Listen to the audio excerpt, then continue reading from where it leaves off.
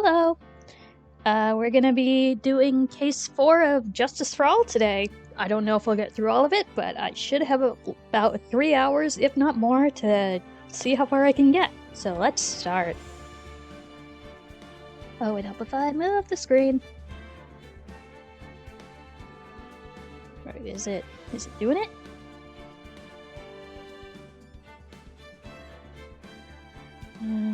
Is it doing it?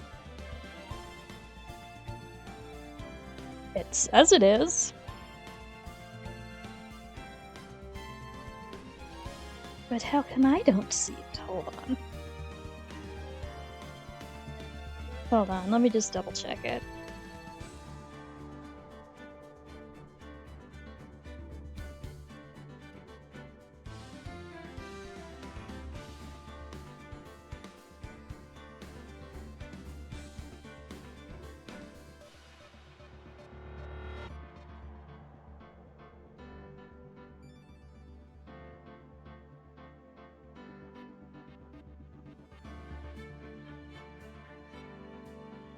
Huh, alright.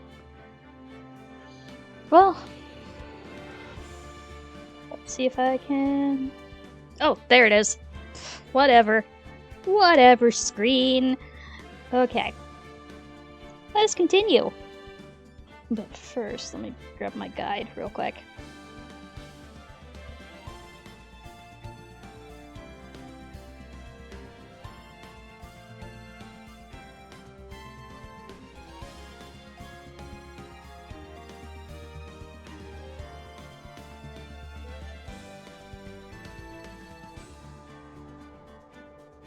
Yum. Yum.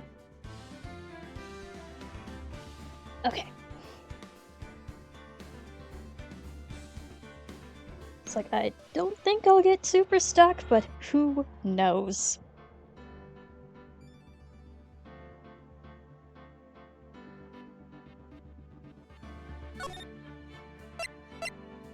Yes.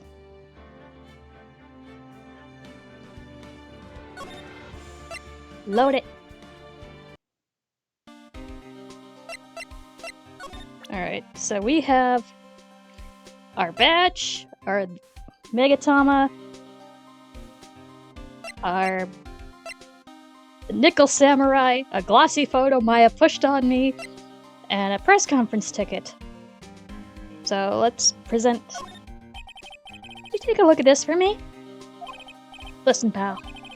I'm not leaking any info about this evidence to you this time. If I do, my salary's really gonna get it. Oh, Gumshoe. And then I won't even be able to get into those instant noodles down to at the discount. Oh!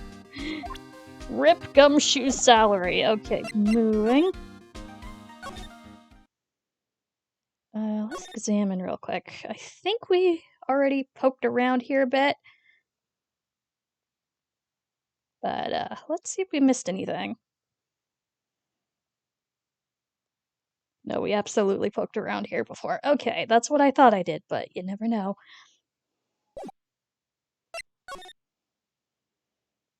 Lobby. Alright, old bag. I'm pretty sure- yeah, okay, I talked to you about this stuff, but let's present some things. These eyes of mine are real pros now. Pros? Pros at doing what? At doing police work, of course. My eyes are like a hawk. On my first show, I spot a messy incident. A messy, bloody incident. That's why I don't have time for you meddling kids and your petty little things. What about this, then? He says, okay. Yeah. Okay. Right. Fine. You know nothing. You could just say that. Well, actually, let's go back to let's go back to here. Let's examine some stuff. Did we... Stairs? No clues here. Okay. The lobby with a grand staircase always feels enormous. But right now, the only thing filling this enormous room is anxiety about the murder. I really hope nothing else bad happens here. Oh, it probably will. Okay, anything else?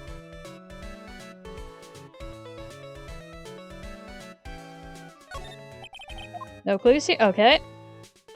We checked these, we checked the camera, we check the background. Okay. Move. Hall. Move. Hallway. Did I miss anything in the hallway? Bathrooms. Displays. Door. There's a piece of paper taped to the door that says, Madden Guard's room. Madden Guard. I've heard that name before. Oh yeah! Maya's always yammering about him like the obsessed fan she is. So let's actually try. Instead of trying evidence, let's try profiles.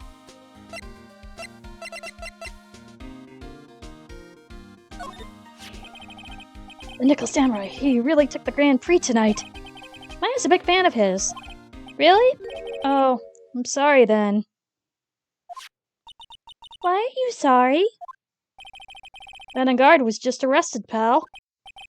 On suspicion of murdering Juan Cordia. What? Well, then talk to me about him. What? He was only 20. You both are 21. You look like you're 40. I mean that affectionately. Alright, anyway. I'm not really a fan of action shows or anything. But I know who Juan Cordia is and Madden Guard are. Can't talk about one without talking about the other, I guess. They even debuted around the same time. So they're the real fiery rivalry with each other. Kinda like you and me, pal. Wrong rival, but I appreciate the gesture. You're awesome. Never knew he thought of me as his rival. I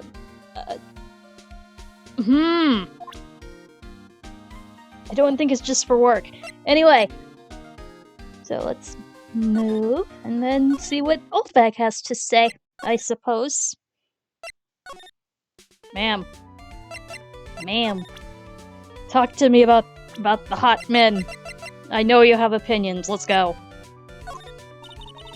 Okay, fine. What about him? Yep, nope, you got nothing. You could just say that you got nothing. Alright, so can we move? Let's go back to Gumshoe, see if he has anything new to say. Anything? You do! Arrested? Question mark. Why was Mr. Engard arrested? Sorry, pal, but that's not something I can tell you. We just started the investigation, so we don't want any leaks.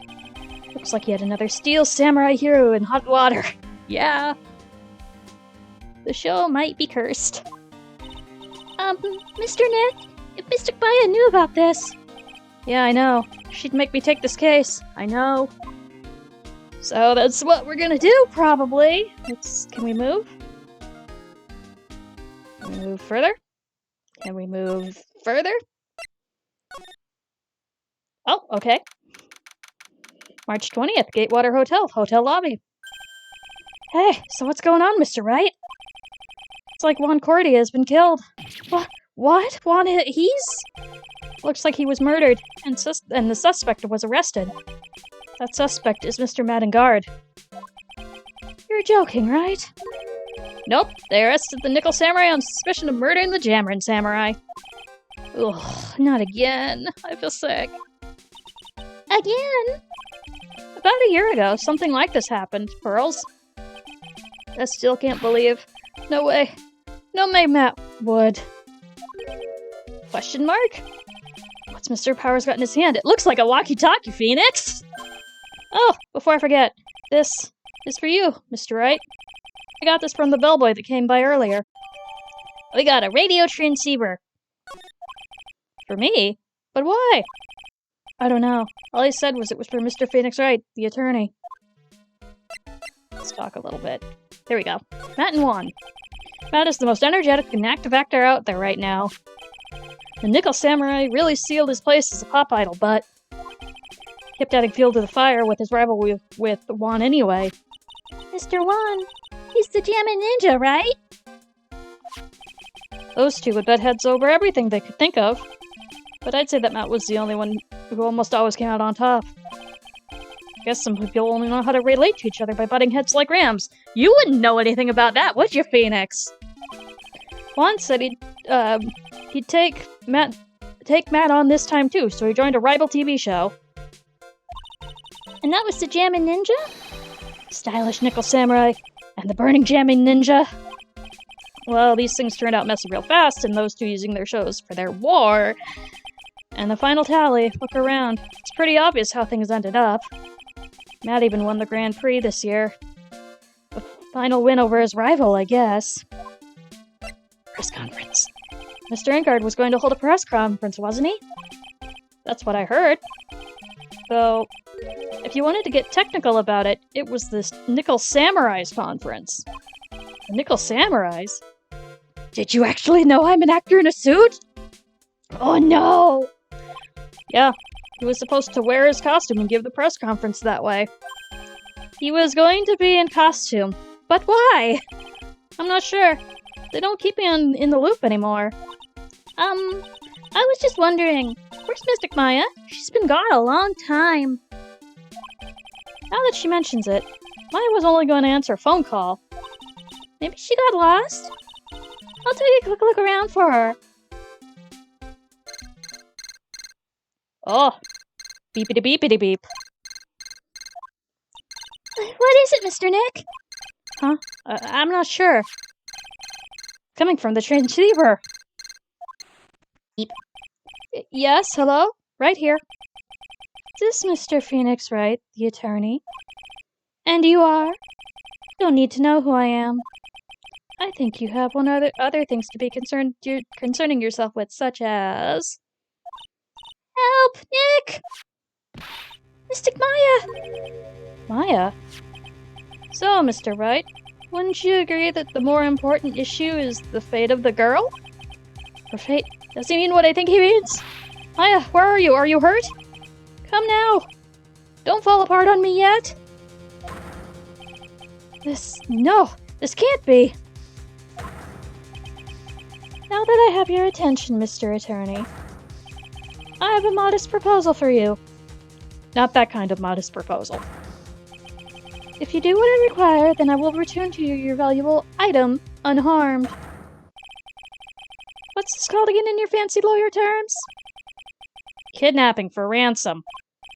Yes, that's it. This is a kidnapping. Red text and all. Ah! Mystic Maya! Mystic Maya! My sight. Everything's fading away. Oh, so dramatic. He fainted.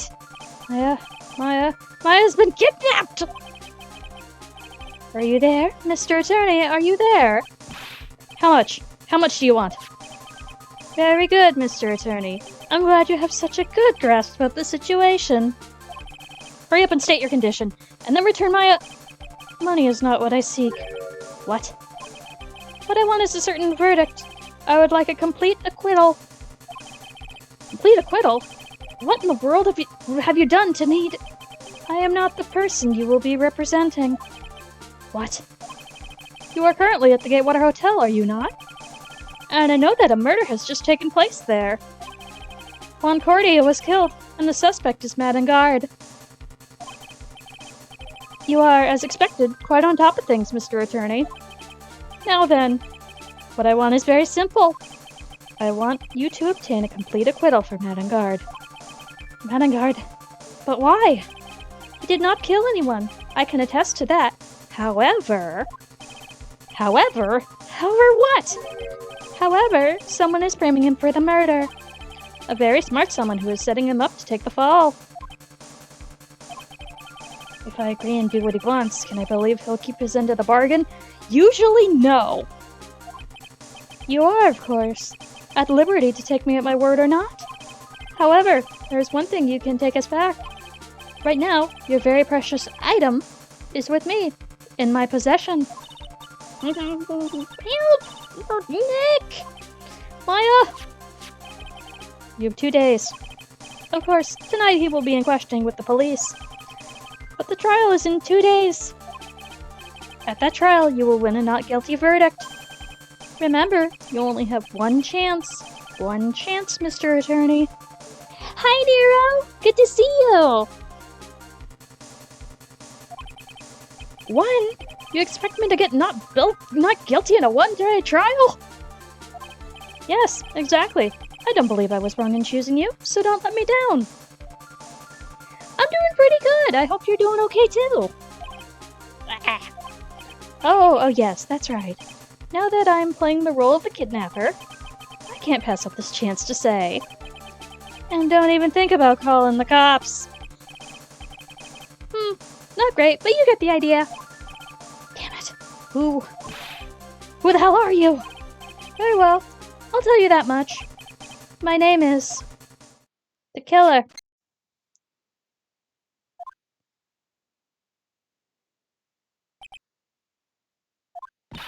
Mr. Nick, where is Mystic Maya? She's been kidnapped. Just tell the 8-year-old this. No, it's all my fault. If I had only gone with Mystic Maya. It's not your fault, Pearls. But it is. Blam. Mr. Wright, I think we should tell the police what's going on. No, can't do that. We have one job. If we do, who knows what'll happen to Maya. Mr. Nick, what about the detective we saw earlier? Dr. Gumshoe. Yes, that's it. Wait here, I'll be right back. Alright, I'll take care of Pearl while you're away. Zoom! What? Ransom? Maybe not so loud in the hallway. Shh, not so loud. The ransom is complete acquittal for Madame Guard. Wait, the deal is complete acquittal? In exchange for Maya? You mean... And this means Madame Guard is obviously the killer, pal. No doubt about it. The guy said Mr. Engard is innocent. You really believe what the kidnapper tells you, pal? I guess he has a point. Engard really isn't. If Engard really is innocent, then why this kidnapping? And on top of everything else, there's all this evidence we keep finding. Huh? The forensics team's having a field day back there. But it's strange. There's so much evidence that it feels like something's wrong. Like it was planted everywhere, in every corner, under every file. There's too much evidence. Is that possible? Actually, didn't the kidnapper say something about a guard being set up? I think it's a setup. Anyway, looks like you won't be leaving here tonight, pal. Just sit tight and cooperate with the investigation. Tomorrow you can start yours. Alright. Isn't there another way? We've also got to be careful about pushing the kidnapper the wrong way. You're right.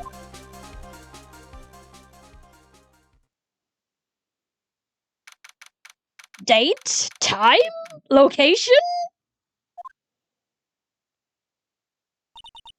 Ugh. Oh, my head. Where am I? I wonder if I'm still in that hotel. What happened to me? Nick, Pearly. Come on, you guys. This isn't funny anymore. Click link. I see you have awoken. Ow! Who are you? Me? I am known as the Killer. The Killer? You mean like an assassin? I'm too young to die. Don't worry. You are not my target. For now, anyway. Nick, where are you? Help me. Yes, that's right. Only one person can save you now, and that is Mr. Phoenix Wright. Huh? What? Nick's going to save me? Hi, Soul! Calm down and be a good girl. Think of this as a business transaction. Business transaction? I'm going to contact him now. I hope you'll cooperate and play your assigned role well. Nick, what's going to happen to me? Nick, Hurley. I'm doing pretty well today. I hope you are too. Sis.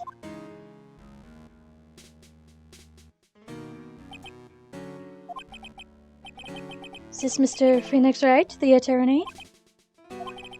You don't need to know who I am. I think you have other things to be concerning yourself with, such as conversation we had like 2 minutes ago. You know what? Existing is just fine. March 21st, 8:11 a.m., Wright & Co. Law Offices. Good morning! Ah, morning, Pearls. Mr. Nick, come on. Let's hurry and go see Mr. Engard. To wait a bit, Pearls. Hours don't start until 9 a.m., so it's like, what, 6 a.m.? Oh, I see. Mystic Maya, if only I had gone with you. Then you both would have been kidnapped.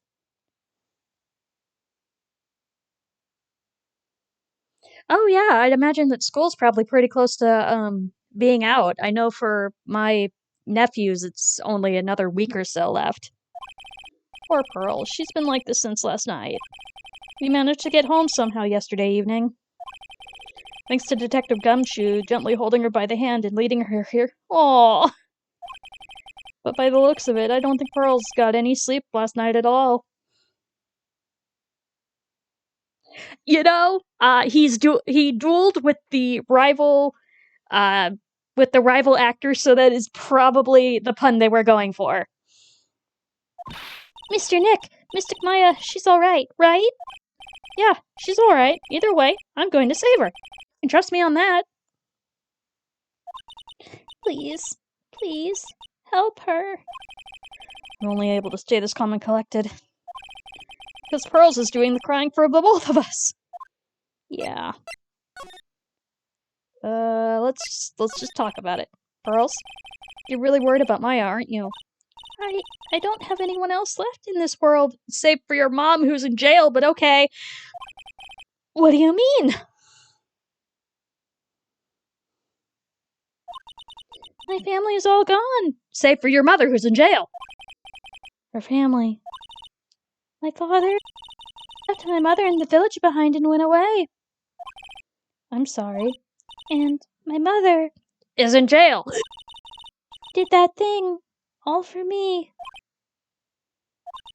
Mystic Maya, she's like a sister to me. She's all I have left in this world.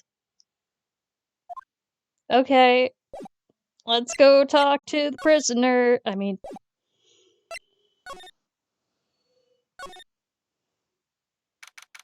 March 21st, 8:57 a.m., Detention Center, Visitor's Room. We couldn't wait visiting hours to start, so Pearl and I came down here early. By like 3 minutes, it's probably fine. To visit one Nickel Samurai charged with the murder of the Jammin' Ninja.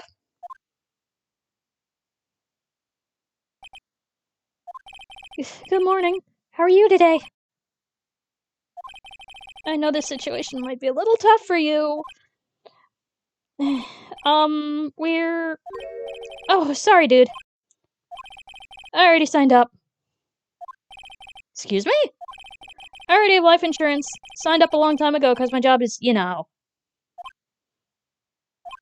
Oh, no. We're not insurance salespeople. Yeah, close enough. Hi, Liv. Really? Dude, I really don't need that right now either. Huh? Fire extinguishers, I mean. This building isn't my house, so...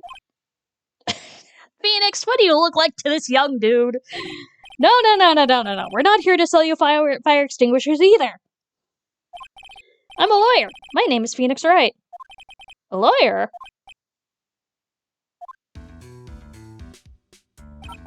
Hold on a sec. I'm gonna ask my manager, okay? Oh, no, that's adorable, actually.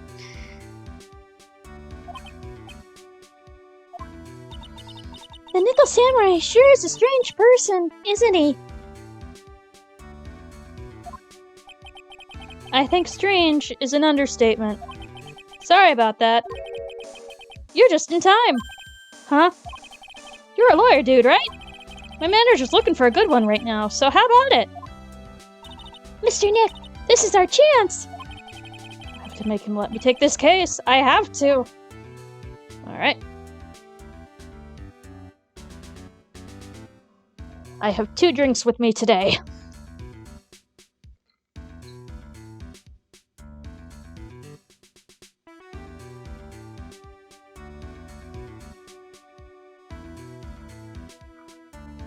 And they're both iced. Alright, dude, what is your... Sorry to intrude, but I would like to ask you a few personal questions. Yes, good evening to you too. Glad to see you. That's okay, but dude, my autobiography's coming out soon, so... If I say stuff without the publisher's approval, then I'm gonna be in real hot water. Hold on a sec. I'm gonna ask my publisher, okay? Oh, he needs permission for everything! Mr. Enguarde's so lucky, he has so many people he can talk to. I don't know if he actually has anyone he can really talk to. Sorry about that. Like I thought, the publisher said it would be real bad if I said anything, dude. Does he have a mind of his own? No, he's an actor in his 20-something trying to do a big gig and probably doesn't know what he's doing. What happened? Mr. Enguarde, I would like you to ask you about the murder. Oh, are you covering this for a tabloid as a side job, dude? Well, if you want my statement on this, you should go through my staff. No. I'm not asking on behalf of a tabloid. Hold on a sec. I'm gonna ask the president of the studio, okay? Is he alright, Mr. Nick? No, he's addicted to his phone. Please, someone get that terrible contraption off of him. If we're talking about Mr. Enguarde's brain here, I wouldn't put my money on it. Sorry about that. Studio president said. Even Neo Mount Fuji itself knows that I'm not the murderer. Mr. Nick, what's Neo Mount Fuji? It's a mountain in the city of Neo, Tokyo, the city of the Nickel Samurai protects. Alright, so let's start presenting stuff.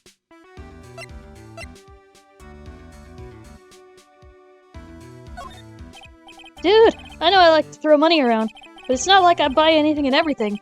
That's nice, because it's not up for sale anyway. Talk to me about this. What's that? It's a ticket for the press conference. You were going to give one after winning the Grand Prix, right?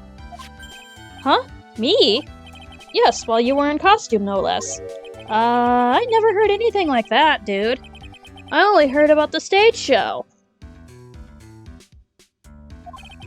I always leave that kind of stuff to my manager. Didn't know? That's odd.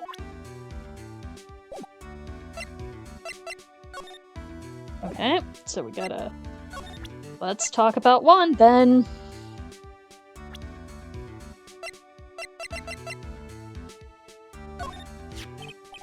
Man, it's too bad he's dead. You killed him. That's the most logical conclusion, don't you agree? Dude, what are you talking about? You're making a huge mistake. If that's such a mistake, then why did they issue an arrest warrant for you? I'm gonna Google it. Hold on a sec. I'm gonna ask the guy in charge of this place, okay? He can't not call people on the phone.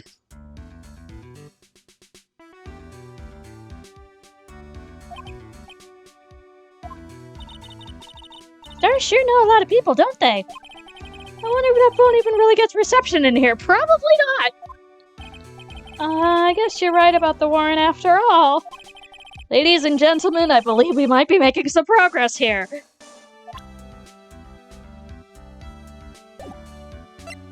So talk to me. What else might we,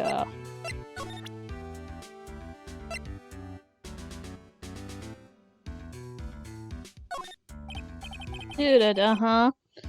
Okay, I wasn't sure if it would react to him yet or not.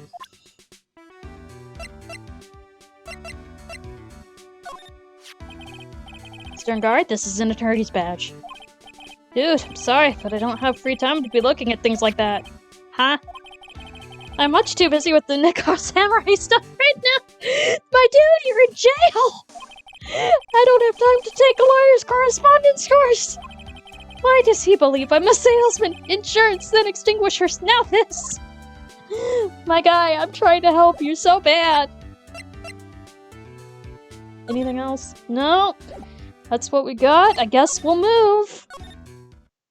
I guess we'll move. Alright, hold on.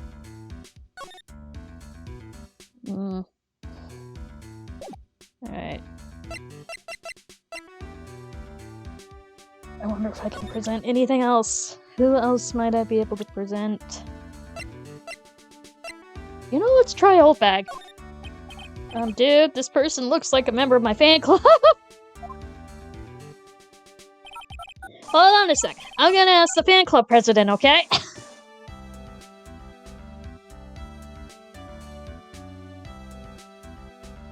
No worries, thank you. Dude, you know what? I forget I asked. Let's try Gumshoe? This person looks, okay, another member of the fan club.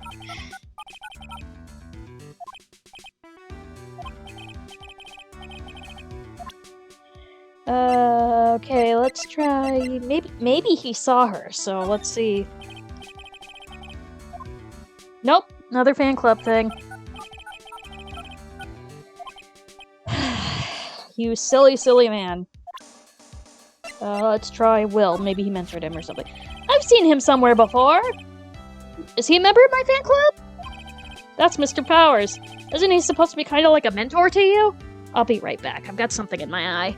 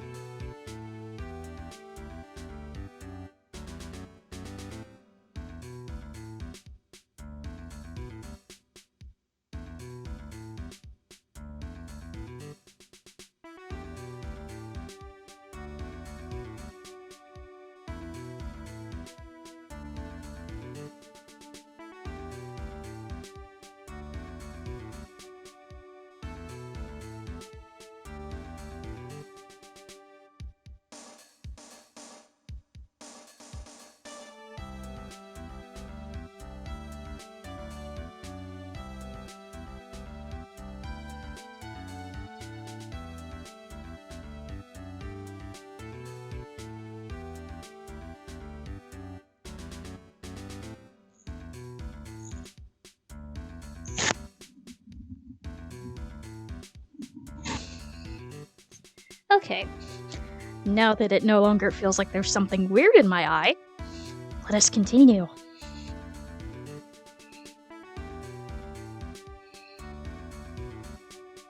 So yes, something mentor.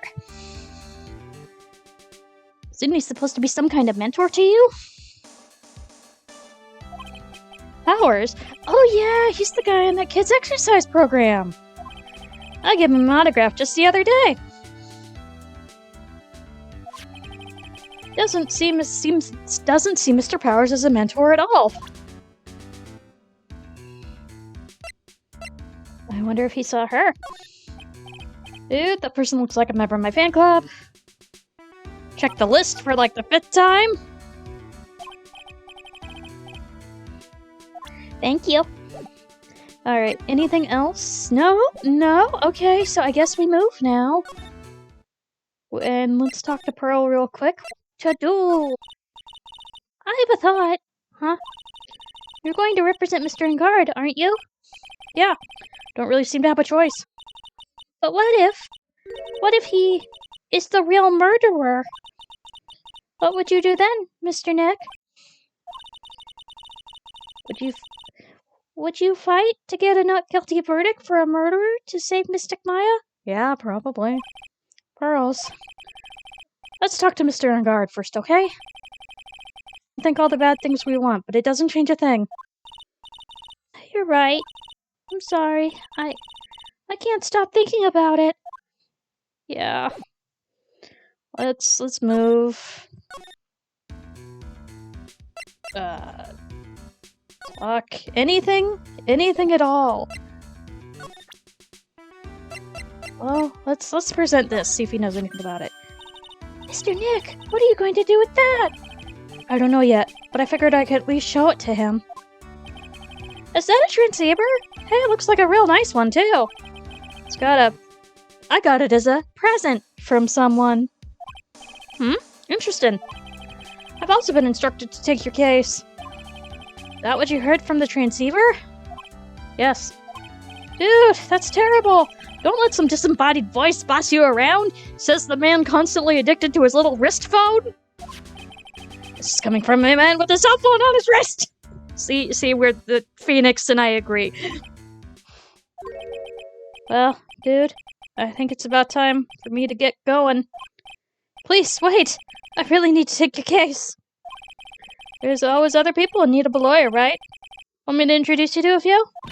Please let Mr. Nick represent you. Man, oh man, lawyers these days. Now you dudes use kids to pull the clients in too. Lawyer, then the killer is going to. Wait, what did you just say?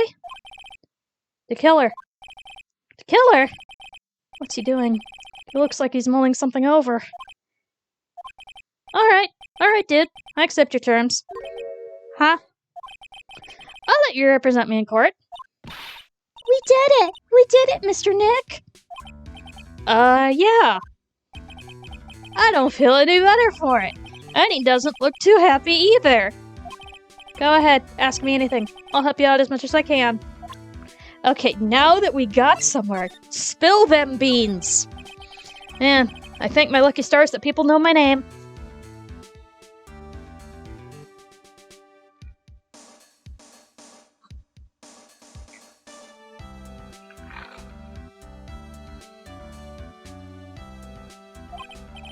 Well, you're quite the hero, and you're in the national spotlight. I didn't know who he is. Does that mean I'm not a good citizen? It's really great to be the Nickel Samurai. Dude, lately I just keep on getting more and more popular. True enough. The Nickel Samurai is very popular among high schoolers and secretaries right now. Those specific genres. No other demographics. I guess Mr. Enguarde has a way of catching the eyes of women. Do you know my motto? Refreshing like a spring breeze. That's what I am. Honestly, you kind of look like somebody out of Kamen Rider, but anyway. A spring breeze. That's why this kind of scandal is disastrous, dude. I mean, even when I get it out of here tomorrow, it's still gonna look bad. But everyone loves a good scandal. Yes, the secretary genre. Can you tell me about your activities last night? After I got the award, I took a break and went back to my room. I had that post-ceremony stage show to do. So I was in my Nickel Samurai costume. And you were alone the entire time? My manager was running around being busy, so yeah. Because of the press conference you were supposed to hold after the show? I told you, dude. I have no idea about any press conference, alright? That's strange. I thought the Nickel Samurai was going to confess something. Anyway, when I was leaving my room, that's when I noticed it was kind of noisy. Mr. Korida was already dead by that time. Yeah, that's what I gathered anyway from my manager. I'm beginning to gather that this guy can't do a thing on his own. No, he's 21, and everybody has him on a leash! And that's when the detective at the green coat showed up. Searched me, and then, out of the blue, the dude arrested me. About you and the victim, Mr. Juan Cordia, what sort of... That's got nothing to do with anything, dude. And with that face of his, you can't even tell he's the same age as me. That's what I was saying! He looks like he's 40! In the, affectionate way! And he wanted to try to make the Jammin' Ninja movie, even though we all knew it'd fail. Nickel Samurai still won in the end, right? Yeah, took the Grand Prix by storm. So why would I, the winner, have any reason to kill the guy anyway? Dude, you'd think I'd be the other way around, you know? Do you know why you were arrested? I guess maybe my full body search went badly? Did they find something on you? They found a button from the Jammin' Ninja costume. A button? I don't get it either. It was caught in the pleats of my, samurai pants, or hakama. Ah! Dude, I really think someone planted it there, though. I'm serious. I wonder if that's what really happened. I guess this is about all I'm going to get out of him. Mr. Nick? Yeah? Let's ask one last thing. Let's test Mr. Enguarde to see if he really is innocent or not. We can do that?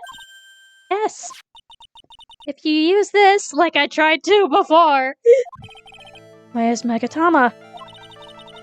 He won't be able to hide any secrets from you, Mr. Nick. I'm sure of it. I get it.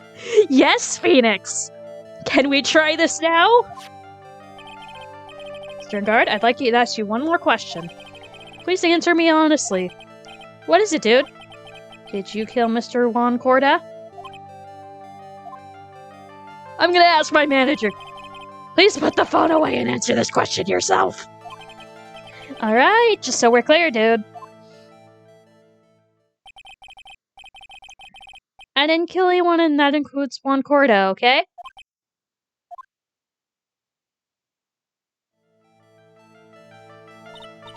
Mr. Nick? Nothing. Not a chain or lock in sight. Which means it's alright to trust him. Yeah, it does appear that way. Well, at least I can breathe a sigh of relief knowing my client is actually innocent. The trial's tomorrow, right? Counting on you, dude. Yeah, I was a little too big-brained for the game. Save the progress.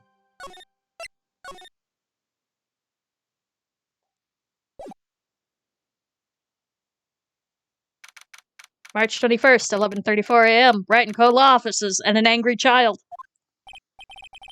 Well, at least we're able to get Mr. Matt Enguarde as our client. Know that he didn't do it, which is very important. So, now what should we do? Well, the trial is tomorrow, and we only get this one chance. There's only one way to prove Mr. Enguarde's innocence. We have to find the real killer. Okay, let's start looking. Alright. Alright, let's move. Let's go to the hotel. Onward, child. March 21st, Gatewater Hotel. Hotel lobby. Hey, what do you think you're doing? You can't come in without... Good morning. Hold on, it's you. What's going on around here? I heard poor Juan was killed. Is that true? It's a bad rerun of what this is. Another Steel Samurai doing the most evil of deeds.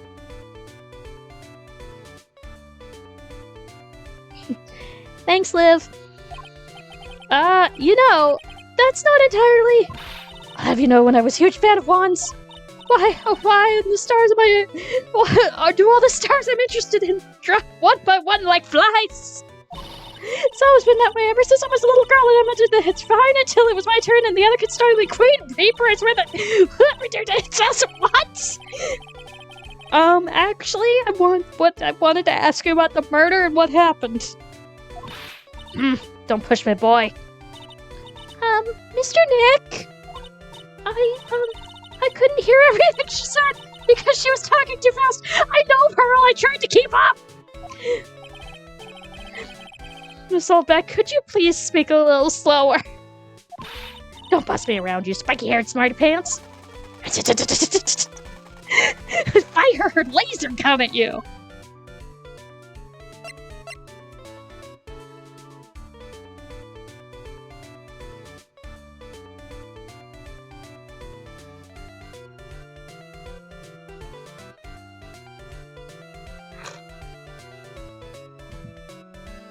Alright, what do you got? The victim. My dear Hammer died a year ago in that dreadful murder. And only recently did I finally find a star that makes my heart go ba-dump again. Gives her the dokies. I don't know what to say. I ask you, why does every star I cheer for always end up kicking the bucket? It's like how Marshy said she, has a thing for the Death Flag characters. She can't explain it, but same energy, old bag. I'd watch your words. No one's gonna get away with saying anything about my wand. But I haven't said anything! Well, I don't believe a word that woman says anyway. Huh? What woman? That irritating backwater girl with the afro and the horrible country accent. Oh, hi, Lotta! I mean, what is that manner of speaking supposed to be? Why does she never stop? Honestly, women these days... Oh no! Old bag! Oh no! Oh no! Pearls, are you thirsty? A little. Okay, I'll go get you some juice or something. We are just walking away from this conversation. Thank you very much. Hey, are you paying attention? You youngins today. So I'm guessing Miss Oldbag heard everything from Lotta. What happened? I want to ask you about what happened around the time of the murder. I don't know anything about that. I was here getting ready. Getting ready for what? The show, of course. Well, and the press conference afterwards. Cue mysterious music from the magical press conference. Anyway, I don't know anything about the murder. I see. But if you're talking about what I saw, then that's different. I saw it very clearly. Oh no. What? I saw the most important moment of the night. Oh no. What you witnessed? Oh my god, let's go. The most important moment? You don't mean. Oh, so now you treat me with respect, you disrespectful child. When you speak to your elders, you should always be polite. Really, kids today. Please tell me, what did you see?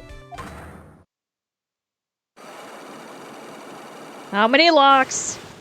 Hot damn. The murder last night was gruesome, wasn't it? But then, what murder isn't? Please don't stray onto another tangent, please. You want to hear more? Then show me respect and bring this lady a present. Okay. We'll table that for now. We're gonna let her chill, calm down a bit. March 21st, Gatewater Hotel. Viola Hall. Looks like the investigation is still in full swing. The hotel staff and police are running around like a bunch of headless chickens. We can do any investigating of our own in this kind of atmosphere. Well, gotta roll up the sleeves and try, I guess. Let's examine everything again. That's such a beautiful sight. The chandelier?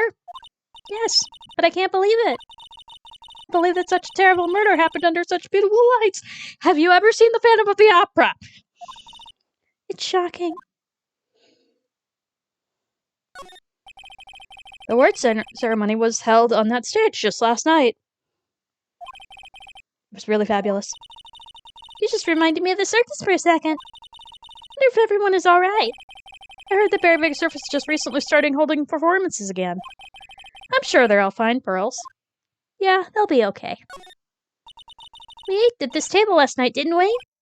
Yes. I was really happy then. I could make you smile again, even for a second. Aww. It sure is one luxurious hotel. Almost to the point of gaudy, which is how it blends together with everything fancy imaginable. Speaking of fancy, didn't that Bellboy give me something like that last year? There's a grand set of doors over there. Doors might have followed the Bellboy out of only to disappear. We'd all gone together. We had all gone to the bathroom phone call together.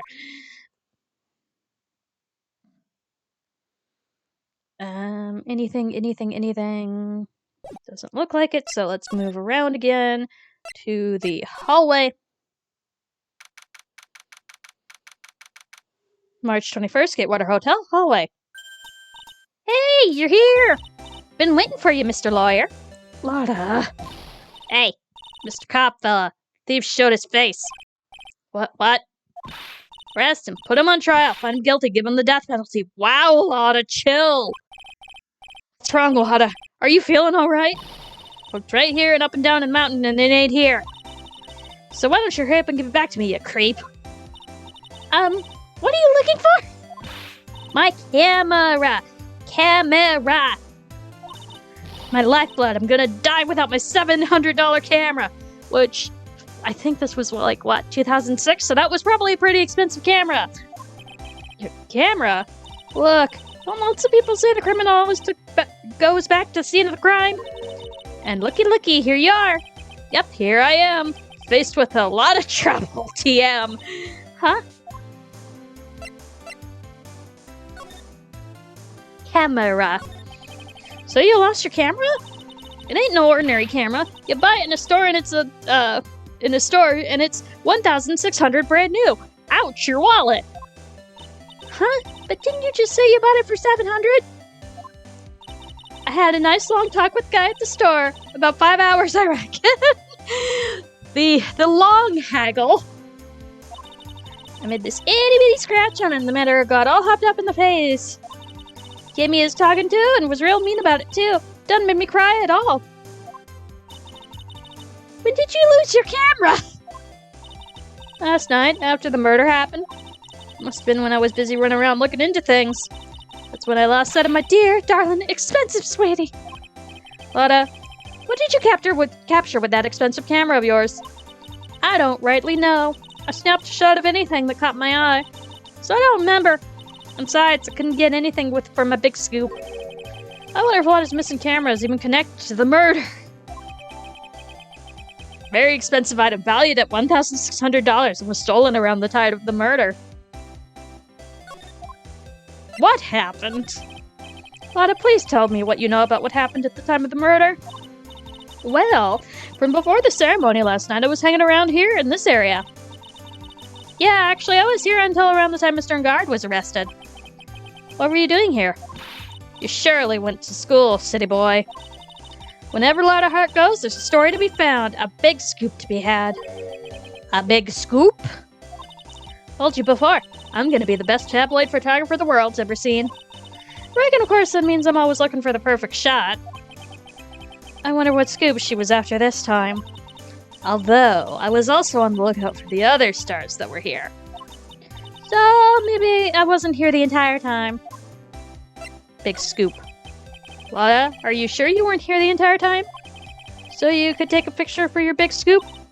Well, maybe it was, but that's what real journalists do. I got some juicy inside info, so I thought to myself, why not get a picture for proof? What kind of story is it that you would hang around here for? Okay, 2 locks. Oops, sorry, Mr. Lawyer. Can't be telling you that. Trade secret, you know. Not again. Why does everyone have something to hide? Except for my client for once. We've been stopped, haven't we? Haha, yeah, take that, Mr. Lawyer. God, someone around here is happy, Miss Lotta, and your eye rule smile. Alright. Let's see if we need to go anywhere else. Oh, hello! We've got some hotel rooms. Let's go to his hotel room. Swords everywhere! March 21st, get Weather Hotel in Guard's hotel room. Where are we? We're in Mr. Maddenguard's dressing room. This is our client's room. May I help you with something? Ah! It's her! Oh, You're Mr. Enguard's lawyer, correct? I gathered as much. I also looked for lawyers on my end, but to no avail. How did you know I'm his lawyer? We're just saying that he is your client. In a situation like this, the only person who would use such a word would be his lawyer. Wow! That's simple deduction, really. Trial is tomorrow, and Mr. Enguard's situation is looking rather grim. So you came here. One stop in your mad dash to find clues to build his case, correct? Well, you're not totally right, but you're not totally off either. No time to be showing off, Mr. Nick! I'm Adrian Andrews. And you keep getting censored, but we'll talk about that when we get there. I hate to waste time, so let's get down to business. Alright. Maybe of small stature, but appearances can be deceiving. Night of the murder. I assume the first thing you need to know is what everyone was doing that night, correct?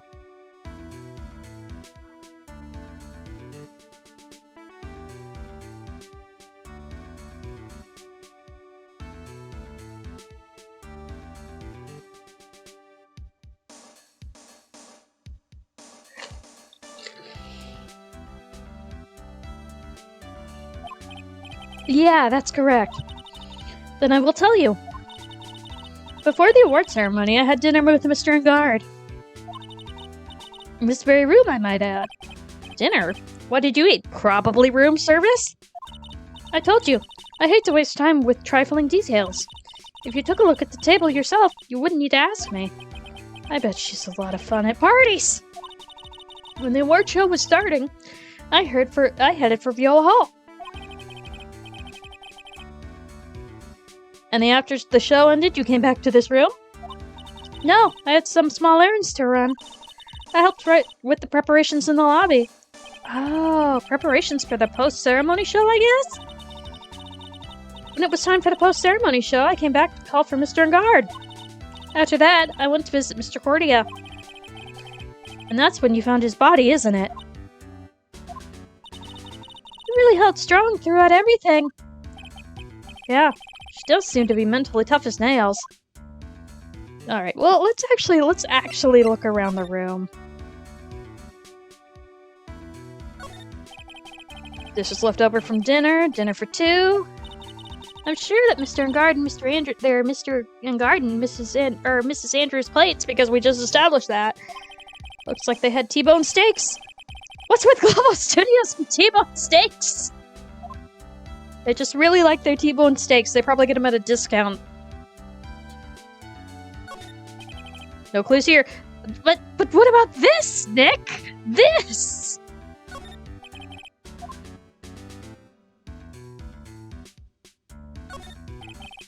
Probably Mr. Enguard's suitcase. For someone who only is going to be here for the award show, this is a lot of stuff. Looks like about 3 days worth of clothes in here. Stars really are different from us, aren't they? Yeah, some people do not pack lightly. There's a samurai-looking clothes on the sofa here.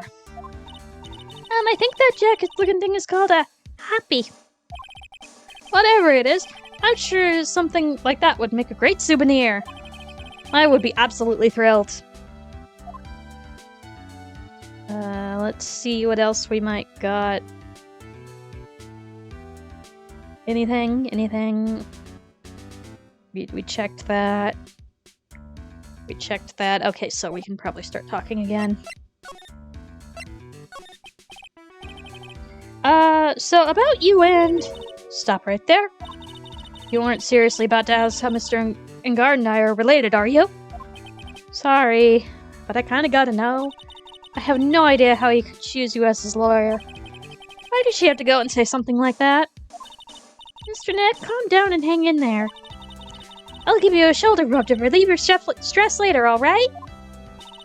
I already gave you my name earlier, but I'll add that I'm Mr. Enguarde's manager. His manager? Speaking of managers, did the victim Mr. Corrida have one? No, he did not. He didn't? Global Studios has a very different policy from Worldwide Studios in that. Worldwide Studios does not assign individual managers to their stars. I see. This industry is very ruthless and unforgiving. Actually, you look quite ruthless and unforgiving yourself. To your poor partner. Dragging a little girl like her to a place like this, honestly. You're wrong. I'm doing this to help Mystic Maya.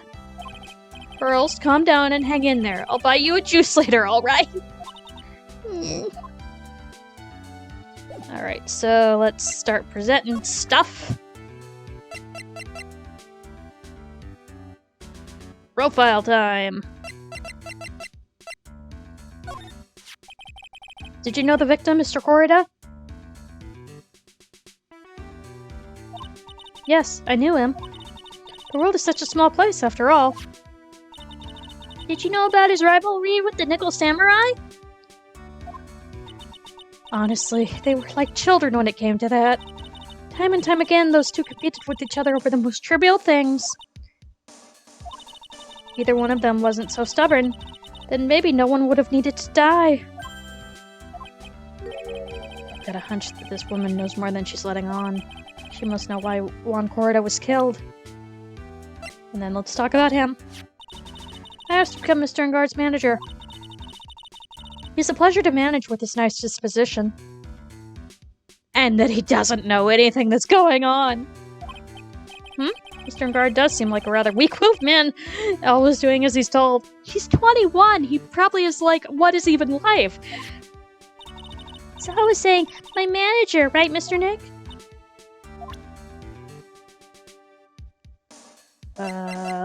Just for fun. What do you know about him? That's Mr. Will Powers. He's an actor contracted with Global Studios. He's a very nice man, a man with a good heart.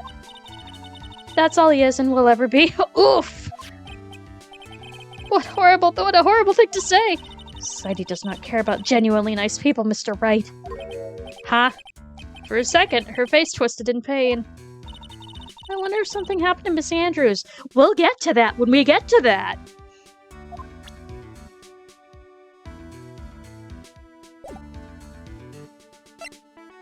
Can we talk about anything else? Motive for murder. Do you have any ideas? As to? As to why Mr. Corrida was murdered. Why would you ask me about such a thing? I'm just doing my job. So do you have any ideas? Another lock? Oh! Miss Andrews! Sorry, but there's nothing more that I have to add to this conversation. Is it a Cyclock, Mr. Like, everybody has Cyclocks in this hotel! This is Cyclock Hotel!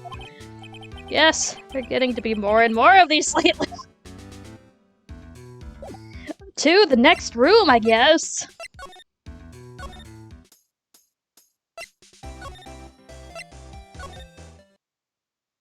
Oh, he's got bears everywhere! Oh, Corrida's hotel room. Mr. Nick, where are we? We're in Mr. Juan Corrida's room, Pearls. Mr. Corrida? The victim.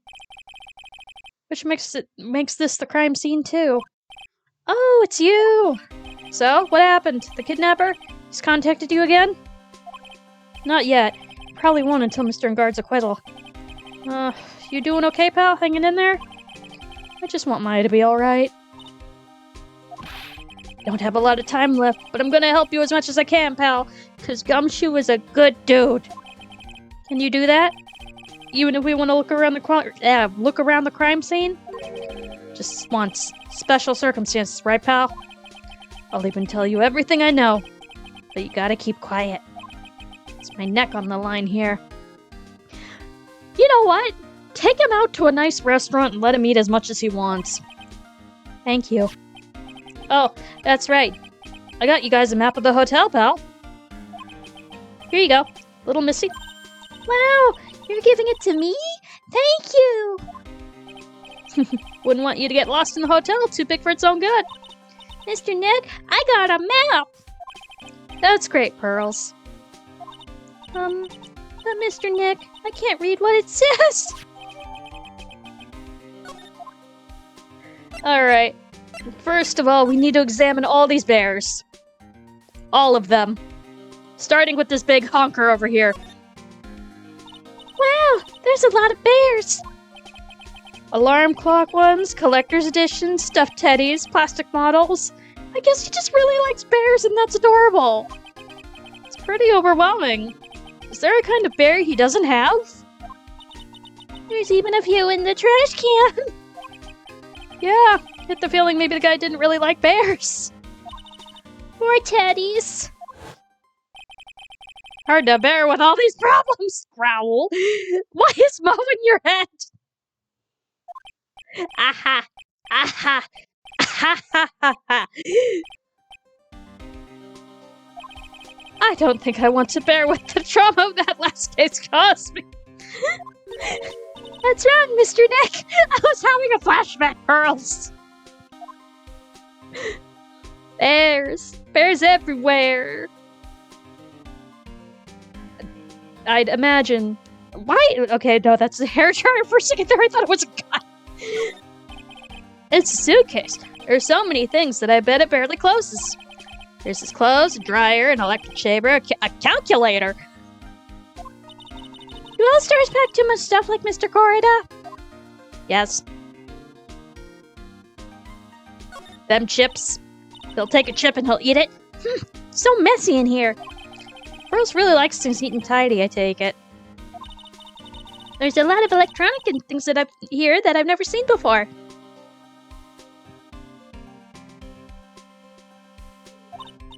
Hey, Mr. Nick, tell me what they are, pretty please. Okay, that over there is a watch. You wear one on your wrist. I know what a watch is. Oops, for a second there. I forgot I was talking with Pearls, not Maya. Okay, anything else of any importance aside from the giant bears? Oh, what about the fridge? There are all sorts of things in this refrigerator. The carrot juice bottle and the tomato juice bottle are both empty. Empty? Too much of a hassle to throw them away, I guess? They're all vegetable juices. I guess you must have been a real health nut. Oh! There's a beet, some ketchup, and a bottle of strawberry jam, too. Maybe red was his favorite color? Maybe that was what they used for the fake blood? Alright, Gumshoe, what do you know? Cause of death. Wait, did I switched over, didn't I? Okay, good. I did. I was like, oh no, was I still on the BRB screen?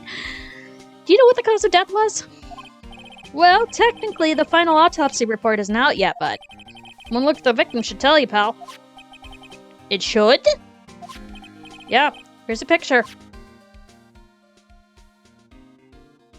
Oof. There's a knife in his chest. Although, to be fair, that looks like a butter knife. Oof. Yeah, pal. That's the murder weapon.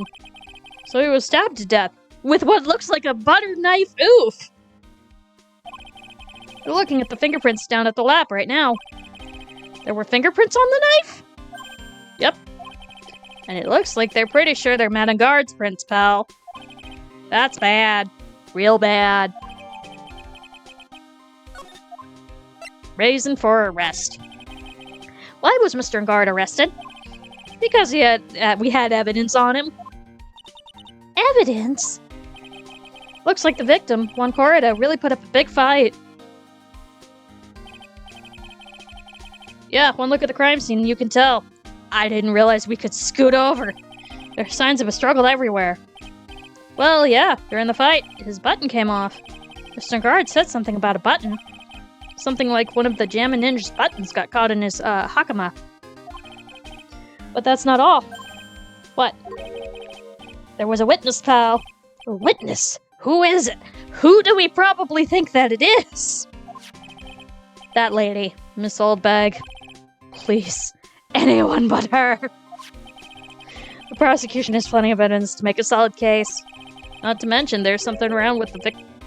Something around where the Vic was a little off. Something that's a little off? Question mark? As in? Question mark?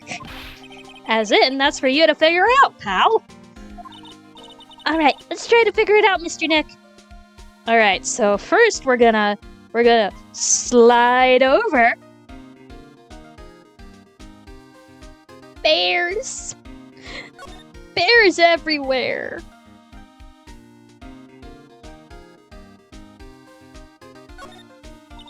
So that's a bed, right? How do you not know what a bed is, Pearls? Yep, it's big, but it's a bed. Ah, Mr. Nick, it's so soft! Big beds must be a rarity for her. Okay, that's fair. Or teddies.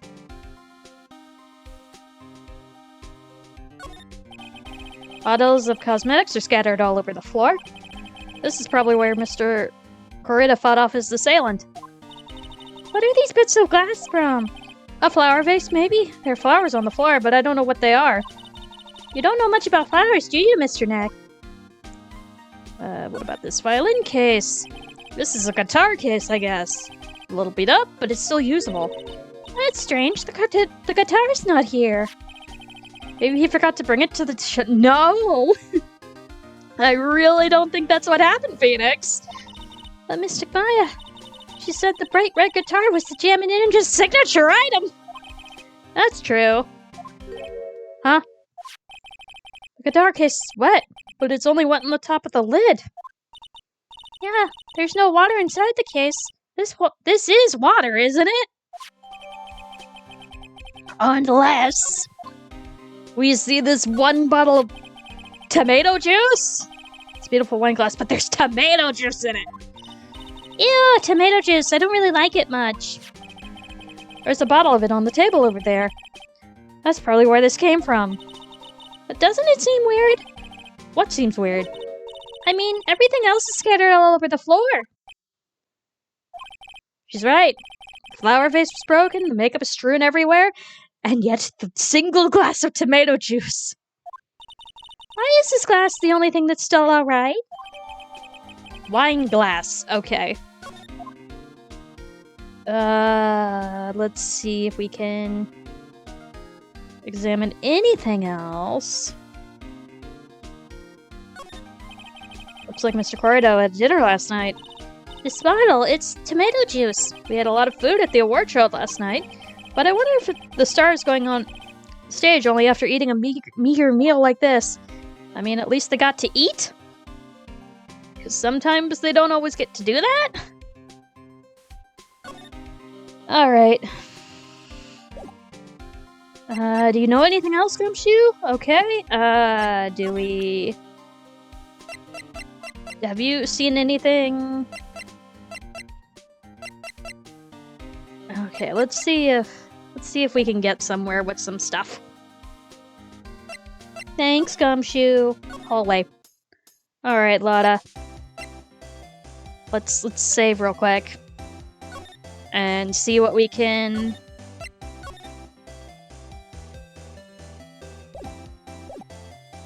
Because I'm assuming she's trying to get a big scoop on the... whatever the after-party secret was. Let's see if we got enough. Lotta, will you please answer my questions? On the night of the murder, why were you loitering around the victim's room? I told you, didn't I? For my scoop! What I want to know about are the details of this scoop. That's not something I can tell you. I mean, that's where my bread and butter... Alright then, an unpleasant tabloid photographer looking for a scoop.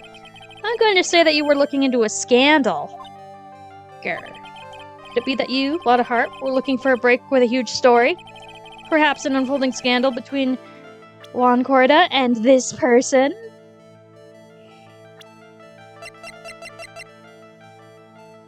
Probably you. Who the heck is that? You think us journalists are all a bunch of idiots? You can't fool me. I'm a pro. Okay. Oh, really? So, who's this person anyway? You're such a pro. Why don't you know your own research, do your own research and figure it out? Let's try that again. Okay, you break a huge story. One Corda and... I mean...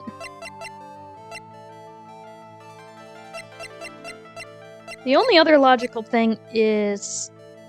this. Okay. This woman. Adrian Andrews, Maddenguard's manager. The Nickel Samurai's manager caught secretly meeting with this rival, the Jammin' Ninja. It would be the hottest story of the season, wouldn't it? Okay. You're pretty good at this guessing thing, Mr. Lawyer. Hey, it only took me 2. But you can't just make up any old thing and think it'll make the papers. You gotta have backup. Backup. Yeah. You gotta have that, what is it? News sus. What do you mean, news source? That's it. So show me something that shows this one guy had something with Miss Andrews. Okay, let's see what we got.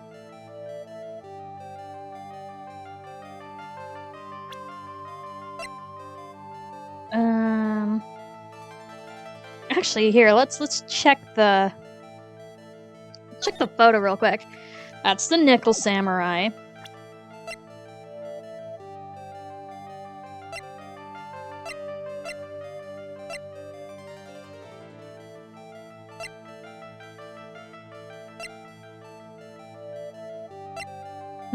Oh man. Oh man, I don't think I have it. But let's actually look at the murder scene.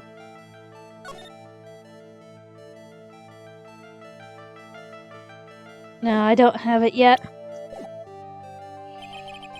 I don't have enough evidence yet. I should investigate and gather some more clues before I try again. That's fine, we're halfway there. So let's move around. And let's go back to the hall. Oh! Oh, Viola Hall. Oh, Mr. Wright, how are you? Ah, Mr. Powers, have you been here the entire time? Yeah, people connected to the murder aren't allowed to go home, let alone leave. Alright, well, what do you know?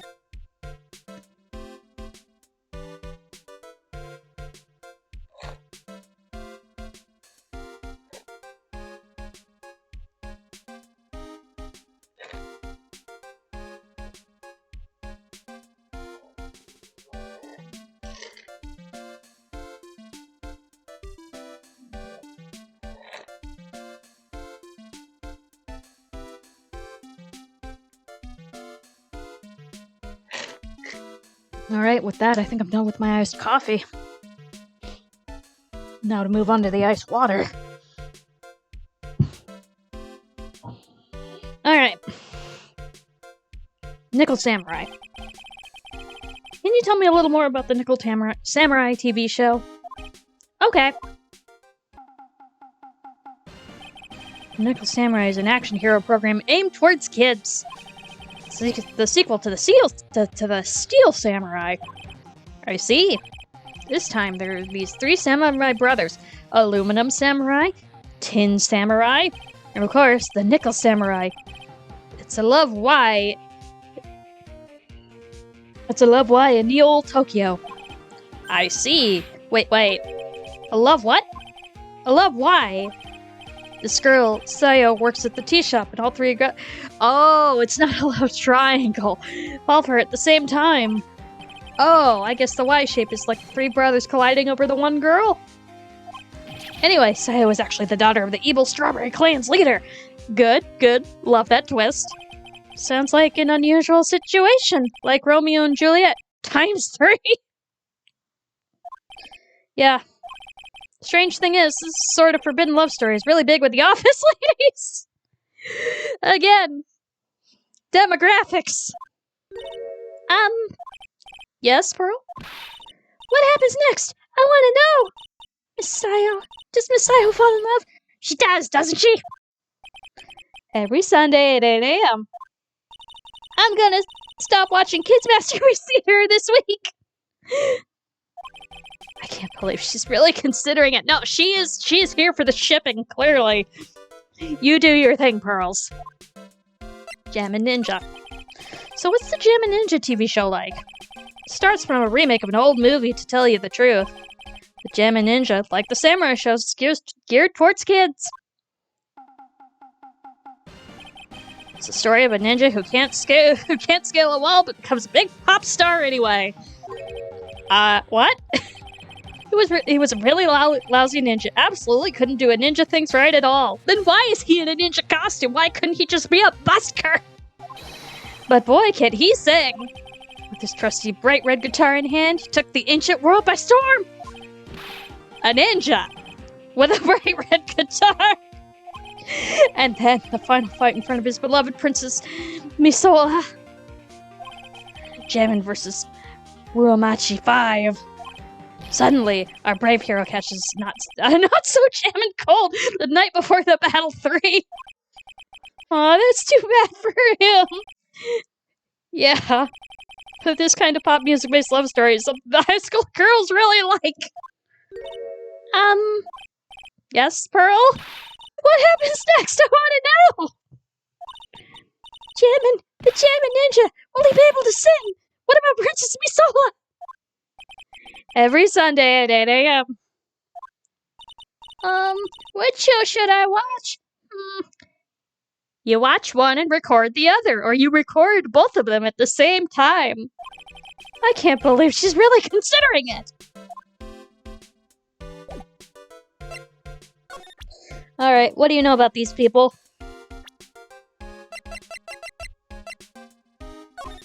He debuted at around the same time as Matt and everything, you know. Really? Started out small. First it was singing contests, then swimming competitions, then it was bowling tournaments, then it could throw the best.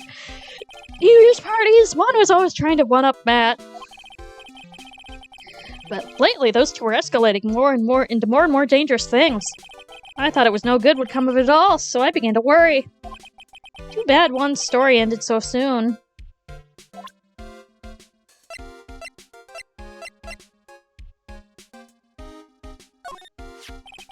Matt's younger than me. But you can practically see his star potential. His star potential? I got his autograph the other day. Feels kind of wrong now, doesn't it?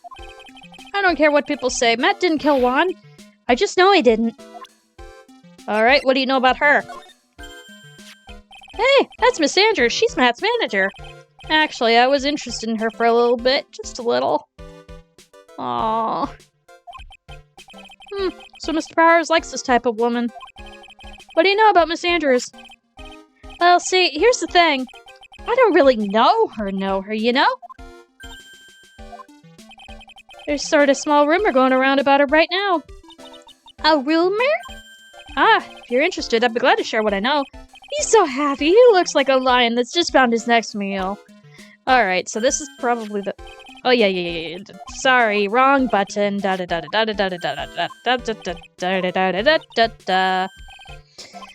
meant to press back when I pressed forward. Let's talk about Old Meg. I never would have thought I'd see her again here of all places. Last time we saw each other was during that really bad incident, you know? I mean, when I look back on it now, I think it's of the good things, so it's not so bad, I guess. Yeah, I would love to go back in time and relive a few of those good things. Chuckle. That's not funny. Yeah, I guess not. Alright, let's actually go back and talk to me about the gossip. Would you mind telling me about this gossip? Ah, so you are interested in it. I figured you would be. Yeah, I have such a weakness for celebrity gossip, too. Oh, really? You too, huh? Yeah. Take a look at this. Looks like a tabloid Mr. Oldbag would read. Alright, let's see here. Jammin' Midnight Rendezvous? Rendezvous. To the mysterious yet beautiful manager of the stars, Miss A.A. You see now, don't you? What? You can stop pretending to be in the dark, Mr. Wright. Juan Corey didn't have a manager of his own, which means if we're talking about a certain manager with an initials AA, Adrian Andrews. Yes, exactly. This is big news, but it seems kind of odd. That woman, Miss Andrews, together with the biggest rival of her client? It's the wonderful thing that can only happen between two people. Mr. Powers looks so happy. Rose is just following along, not having any idea as to why he's smiling. Well, like the saying goes, one man's garbage is another man's treasure. From the tabloid gossip land. All right, we got our physical proof. Let's go back to Lotta.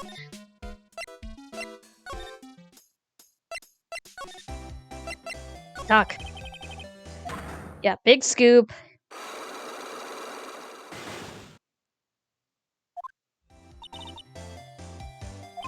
Yeah. Alright. Wait, we need to actually present the thing. Court record it. Present it. Hold on. Gotta present.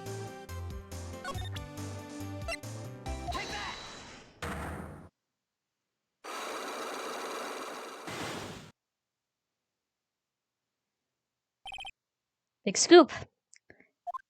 Okay, so we know.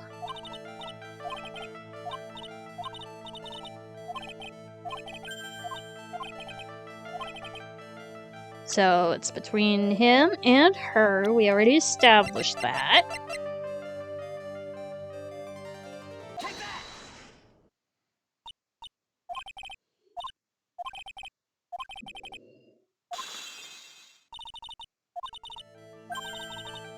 Gotta have a backup. So now we go... Badoop. Badoop. This is the article from a certain weekly tabloid. Midnight Rendezvous. Mysterious yet beautiful manager to the stars, Miss AA. Mr. Corey didn't have a manager of his own. What's more, his rival, Mr. Guard's manager, Adrian Andrews, she has the initials AA. You saw this article and then thought to take some pictures of them as proof. That's why you were looking around Mr. Corrida's door last night. Wah! Okay, spill them beans, ma'am. Cool.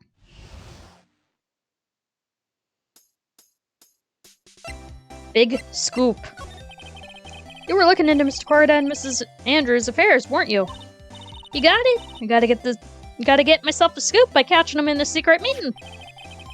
But there's already an article about it in the weekly tabloid magazines. It's no longer breaking news.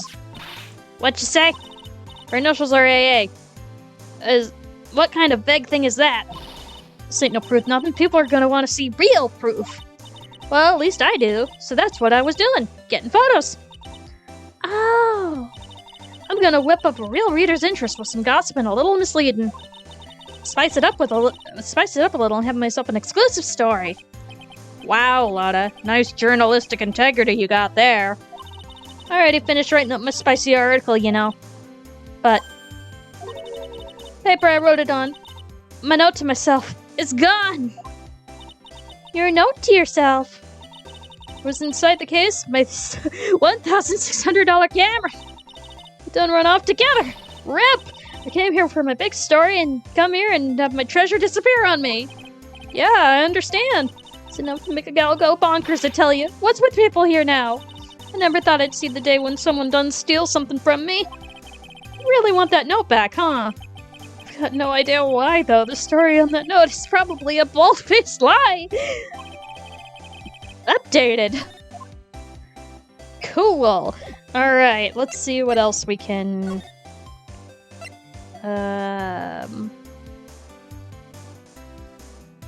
Well, actually, let's see... I probably can't. So let's move to... Alright, let's save and see if we can get anything off of Old Bag.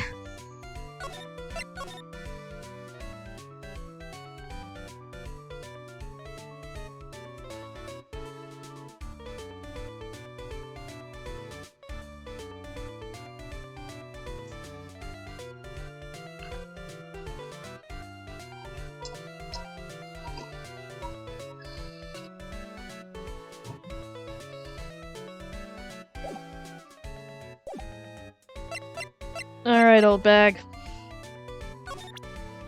What do you got?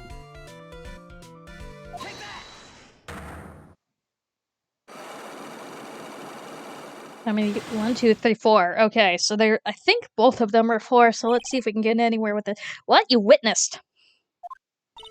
Alright, I'll be honest with you for now. Then please, tell us what you saw! But, what a waste. And here I have a perfectly good chance to have a little fun with you youngins at your youngins' expense. I am a little devil after all. Doesn't that imply you aren't a good person? Alright, I'll give you what you want. So, let's see, we've got glossy photo. Not this. Is this the... No, this is Steel Samurai.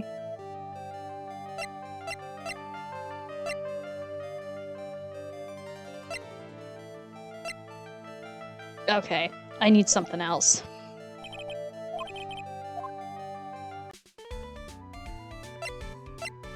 Let's try...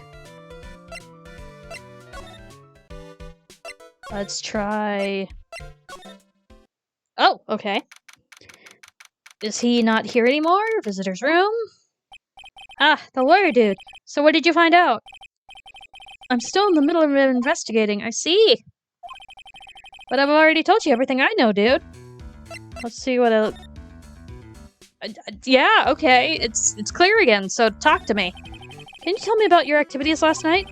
After I got the award, I took a break and went back to my room. I had a post-ceremony stage show to do.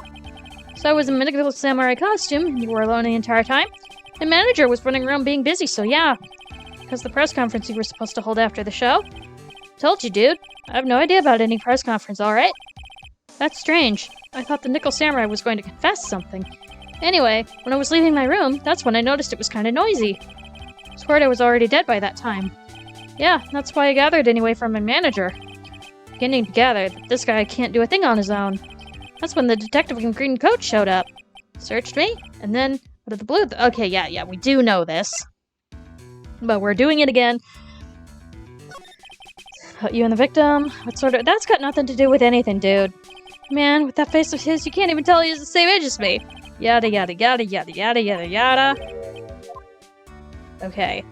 Let's see if we can maybe get a little bit more out of him.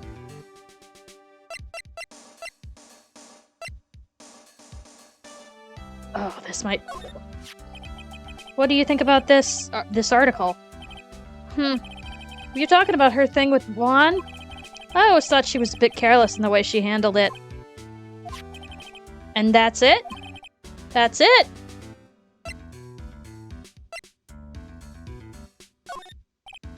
Dude, I know, like, okay, you don't know anything about the... You don't know anything? Ooh, I hate to do this to you, but talk to me. Really? You're not gonna react to this at all? Okay. Okay, you're not gonna... Okay. You're not gonna react. Fine. Fine. We'll move, then.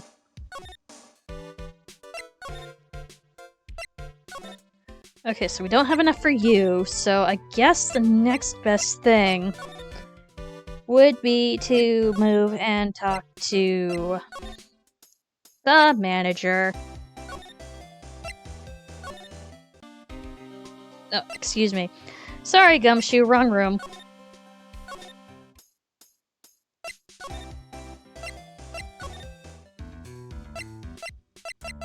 Let's see if we can get anywhere with her. But let's save again, just to be safe. Yeah, just in case this goes poorly.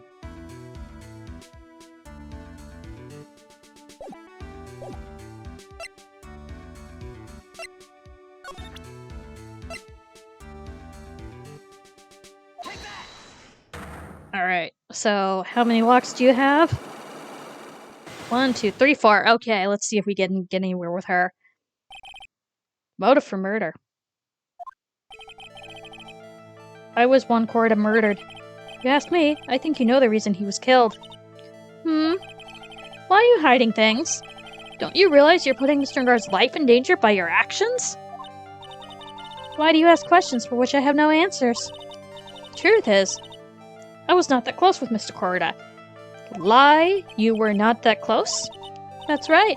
I've never been good at being intimate with another person. You're not good at being intimate with another person? Somehow I hardly doubt that.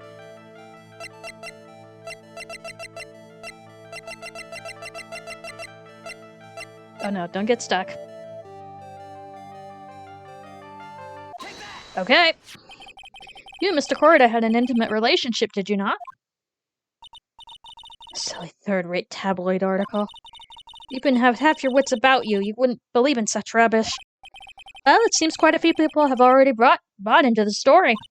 Has to be expected in a world filled with crooks and liars. Note to self, stay on her good side. Yeah, she's got baggage to unpack, but we'll get there. In any case, I despise interpersonal relationships like that. I see. However, what if there was a need for you to get close to someone? Me? Need to get close to Mr. Korda? As if there was ever such a need. Didn't you get close to Mr. Korda for this person's sake?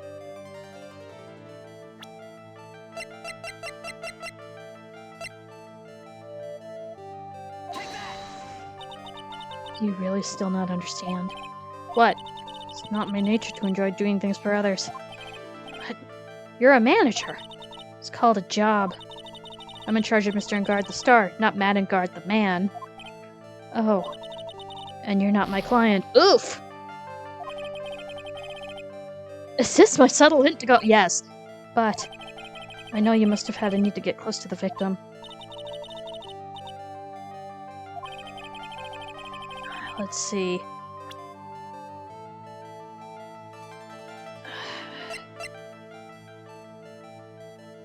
I'm assuming it's for... Let's see if it's for you.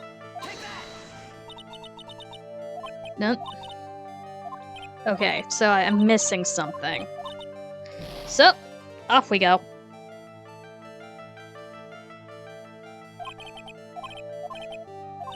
What am I missing? Let's see.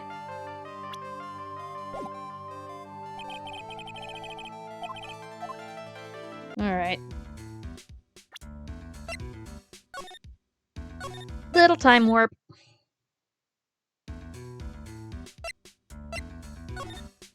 Alright, let's see. What else? Where else can we go? Did we miss anything here?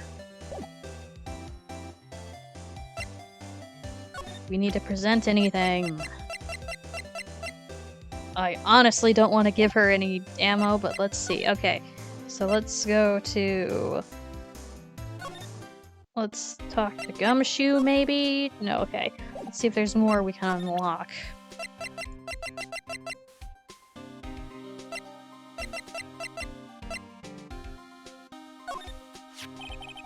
That's your present from the kidnapper, huh? While you're talking, it sends and receives radio waves. If you could trace that... Yeah, we could use it to find out where the bad guy is. It uses radio waves, huh? Got it. We'll go find a radio scanner and let you borrow it, pal. How cool of you. What do you know about this? That's nothing special I can tell you about this, pal. Look, pal, we don't have a lot of time. More important... Oh no! Von Karma! What can you tell me about this guitar case? Oh, that! This is just what I heard, pal, but that's the Jammin' Ninja signature item! The guitar case? No, not that. What do you take me as? I mean the guitar inside, of course. But the guitar is missing! Yeah, we looked for it too. It's not normal for a person to forget to bring their most famous item to an award show. It's starting to sound like the red guitar is related to this case after all. Let's... Probably nothing, but so about this wine glass. Ah, so you noticed it, pal. The whole crime scene was a mess, but that glass was the only thing that was untouched. You noticed that too, Detective Gumshoe? You actually used your eyes? No, actually, Miss Von Karma noticed it first. Yeah, Pearls noticed it before me, too. So, does that mean Miss Von Karma's here at the hotel? Oh, man, you're going to be in so much trouble, pal. Especially if he catches you in here. Well, you can bet the instant I see her, I'll be running the 100-meter dash. 1,000-meter dash. Oh no, beepity beep. What's that beeping noise, Miss Dick? I've heard this sound somewhere before. Oh yeah, it says Miss Von Karma alarma! Miss Von Karma! Huh? For some reason, whenever I hear that sound, she pops out of nowhere and whips me! Come to think of it, that's exactly what happened last time. Sorry, I gotta make myself scarce. Later, pal! Ow! Rip! Hi, Francesca! At last you reveal your true nature, Mr. Phoenix Wright! Gulp. Would it be too much to ask for you to be nice to me for a change? Yes. So you're the type to steal information from pitifully helpless detectives. That's very dishonorable of you. How? Hey. Hi, Kaito! Hey, don't you dare run away, Scruffy McTrenchcoat! Ah! Run, Gumshoe, run! I didn't think the detectives of this country would be this pitiful. Ow. Detective, come over here for a second. Run, Detective Gumshoe, run! Crawl, crawl with all your might. Rip! You killed him! You done killed him! Bring him back! Yippee! With the whip! I feel better knowing at least you were man enough to face your punishment. He was so scared, he just rose up on the spot! Oh, Gumshoe! Mr. Phoenix Wright! You have soiled my perfect prosecution record! I'll never forget that. This time, victory is mine! Yeah, really? Yeah, Rip Gumshoe! You're still my favorite, though. Rip! Yes, you get it! As he's just dying on the floor. Victory is yours? Is that all this means to you? Come, Scruffy, the investigation briefing is about to begin. Yes, sir, as she, drags him by the scruff of his neck out the hotel room. This isn't over yet. I swear on my family's honor. What's left of it?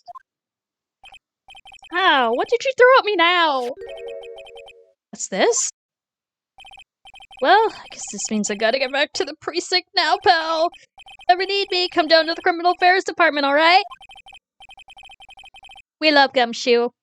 If you can, try not to let Miss Von Karma see you. Alright, so now that I think what was just given to me was an autograph, which means I can actually get Old Bag started. Back to this.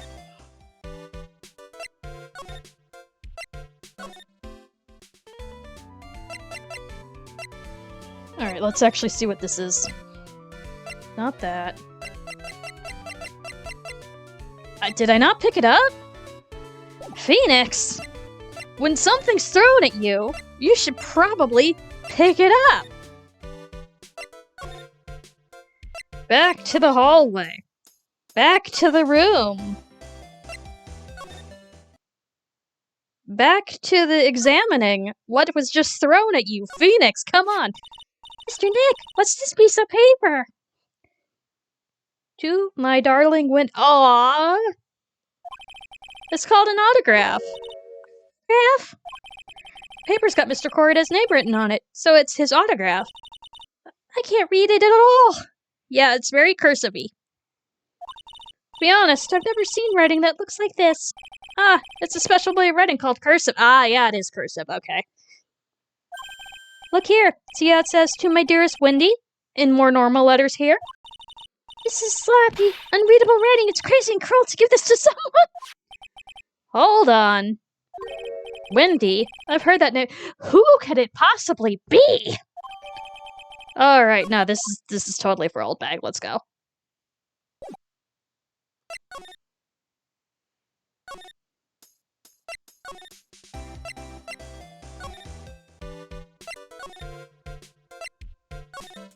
Meanwhile... Alright, saving here.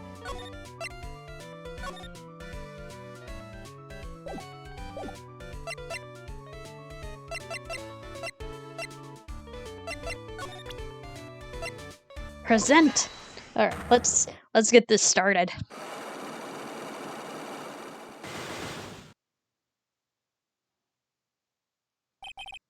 what you witnessed. Alright, I'll be honest with you for now.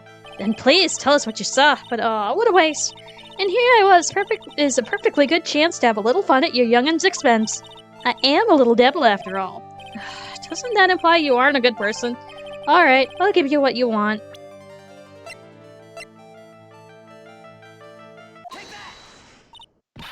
That's Juan's autograph! Yes, it is. And even says to my dearest Wendy on it. That's me, right? Right? My name is Wendy Oldbeck, so that Wendy has to be me, right? Well, it may say Wendy, but somehow I don't think Juan had this Wendy in mind when he signed it, but we're gonna pretend like it is. Oh, please give it to me. Let me have it, please. I can't let you have it just like that. Yes, I know about the exchange. LOL! Wow, she must really want this autograph! My offer is good enough for you. Fine, Mr. Right, you win! The old bag is ready to open up her heart. All for my dearest Juan! Damn!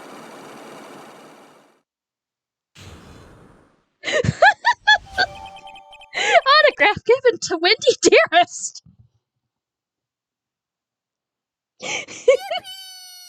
Evie! That was a lot easier than expected, thank you, ma'am! Now talk to me about the murder place! What did you witness, ma'am? I feel bad for you now! Huh? I tell you, I saw him that night. I saw him coming out of Juan's room. You're kidding. Oh no! I mean, sorry, but who's to say they weren't dating? It was about 10 minutes before Juan's body was discovered. Just a coincidence. I was on my way to the toilet minding my own business. And did you tell that to the police? Well, of course! I thought I could get a gift certificate or two out of it, maybe more! Gift certificate? I've been recruited again for that part in the trial. You know the trial tomorrow? This time, you're gonna get it. I'm gonna work hard to get your client pronounced guilty. But Mr. Engard hasn't done anything bad. I don't care about details like that. I know he did my poor dear Juan in. I just do. That yellow-bellied chicken.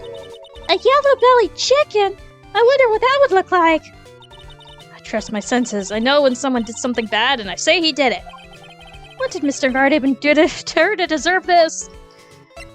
Talk to me about his past, ma'am. What did Mr. Engard do to you to make you so... You don't know. That guy, he framed my Juan. He created that scandal that plagued poor Juan. Mr. Nick! What is it? What's the scandal? Oh, I'll tell you about that after we get home, okay? There have been like 3 of them. Poor Juan, led astray by the wiles of that vile temptress. Mr. Nick, what do vials and wild temptress mean? How about we just listen to what Miss Oldbeck has to say for now, okay, Pearls? And I'll give you context later. So, Miss Oldbeck, who is this woman you're talking about? Adrian Andrews, of course. Who else? That guy. He shoved the girl onto Juan on purpose. His own manager, but why? I thought lawyers were smart. It was to create a scandal to make Juan lose face. That girl drove Juan into a scandal and dragged his reputation through the mud. Sounds like a pretty standard definition of a scandal to me. Love Pearl. She's all of 8. What do you know about this anyway, old bag? I'm one of Juan's biggest fans. I'm always out there gathering information. There's nothing I don't know. Have proof that Mr. Engard did what you said he did?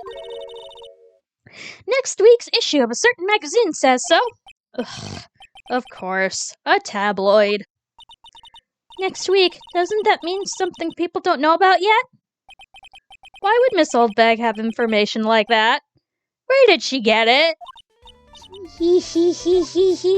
Okay. Actually, let's present a couple things. Maybe she does she know anything about this guitar? I don't have anything to say to delinquents like you. Grr. She's climbing up like the old claim she is. Please, anything would be helpful. Well then, how about I tell you my measurement? No, ma'am. No, that's okay, really. She really doesn't like you, does she, Mr. Nick? I know. Alright, let's see about this tabloid. Nope. Nothing there.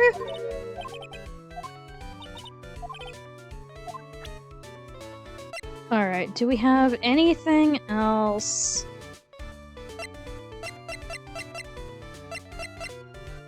Maybe, probably not, but nope, nothing there.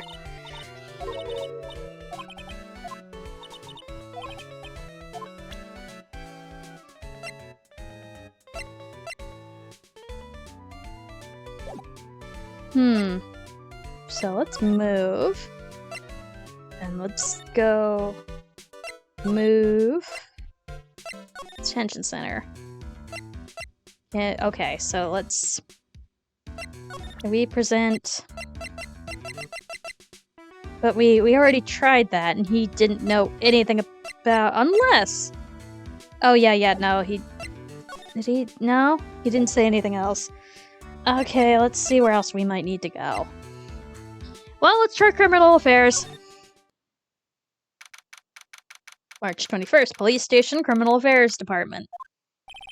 Detective Gumshoe said they'd had an investigation briefing. Yeah. Oh, he's back! Hey, so you came, pal. Why the blunt greeting? Friendly or happy about. What do you mean by that? Oh, things look perfect this time around. The evidence and testimony are airtight. But, we can't just roll over and die. We have to stay positive. So what do you mean the evidence is airtight, even though we know what airtight evidence is? I can't give you all the details, pal, but there are 2 big pieces. 2? And both of them are in this photo.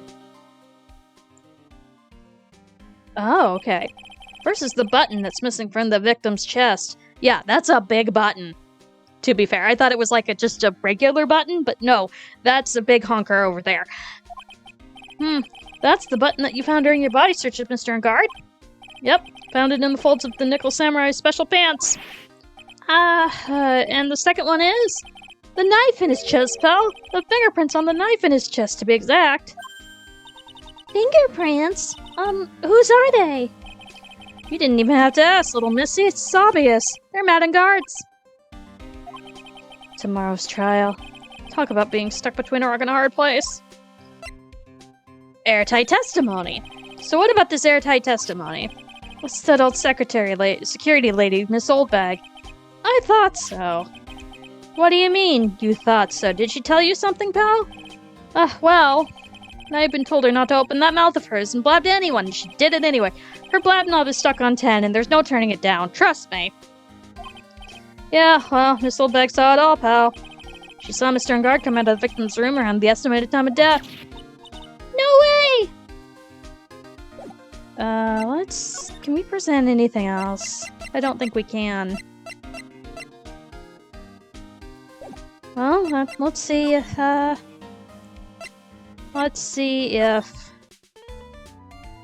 we can talk to her about anything else. No? Okay. Actually, let's present profile. Let's see if she has anything to say about her.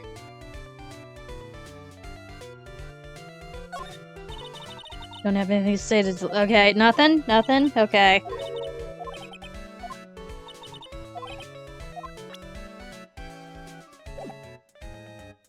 Alright, so... Go back to the hall. Let's go back to the hallway. Let's go back to the room. Alright, let's see if I can get anything off of her this time.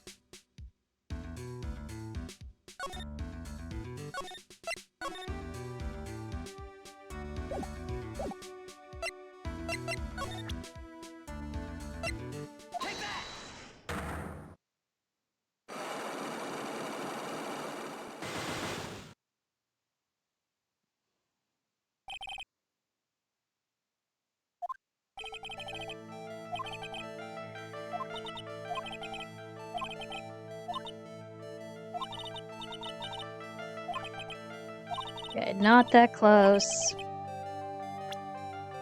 Doubt that. So we go... Not the profile. We go...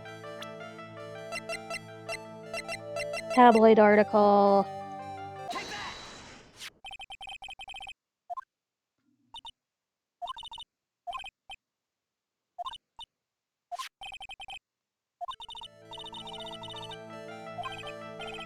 However, what if there was a need for you to get close to someone? Didn't you get close to Mrs. Corda for this person's sake? Let's see. We're gonna guess. You know, could it just be him for his own sake? No. Okay. Okay, let's try one more guess.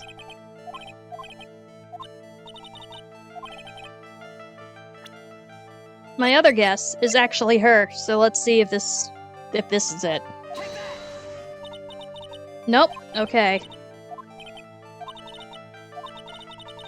I still got nothing. All right. Let's exit out of here. She is a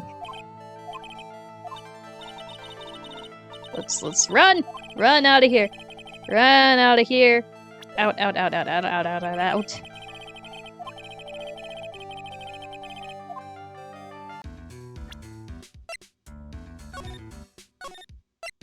All right. Let's see.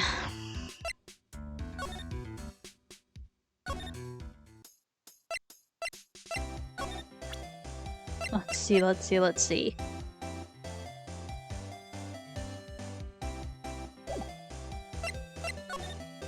I wonder if...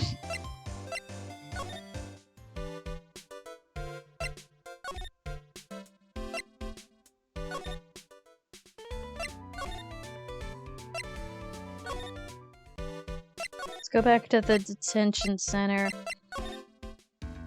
and present the ticket.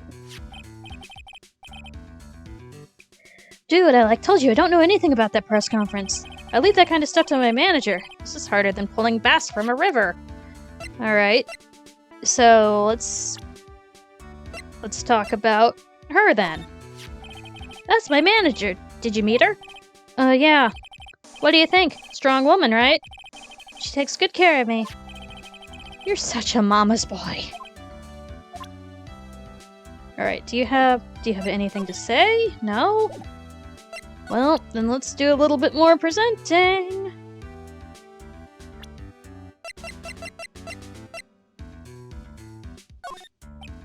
Dude, member of my fan club, right?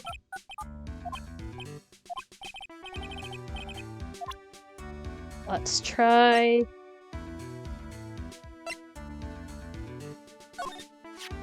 Look, dude, I didn't kill him.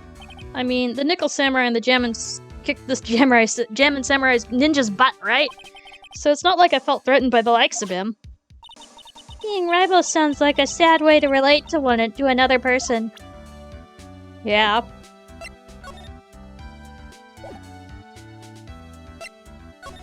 Okay, where else do I need to go?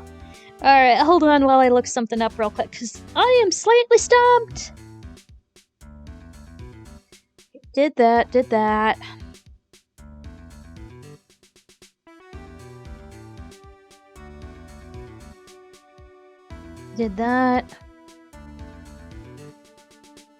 Alright, investigations. What did I miss? Okay, did that.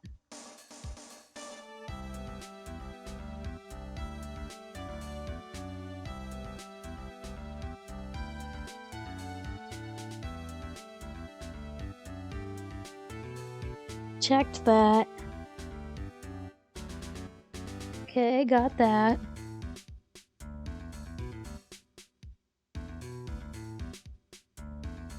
Did that.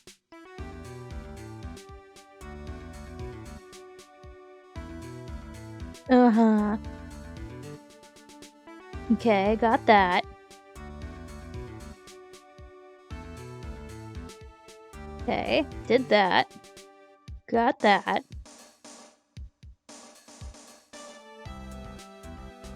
Oh, okay.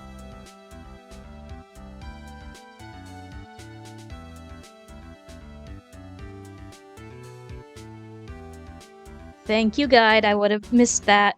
So, back to Criminal Affairs Department. Present the tabloid. Not that.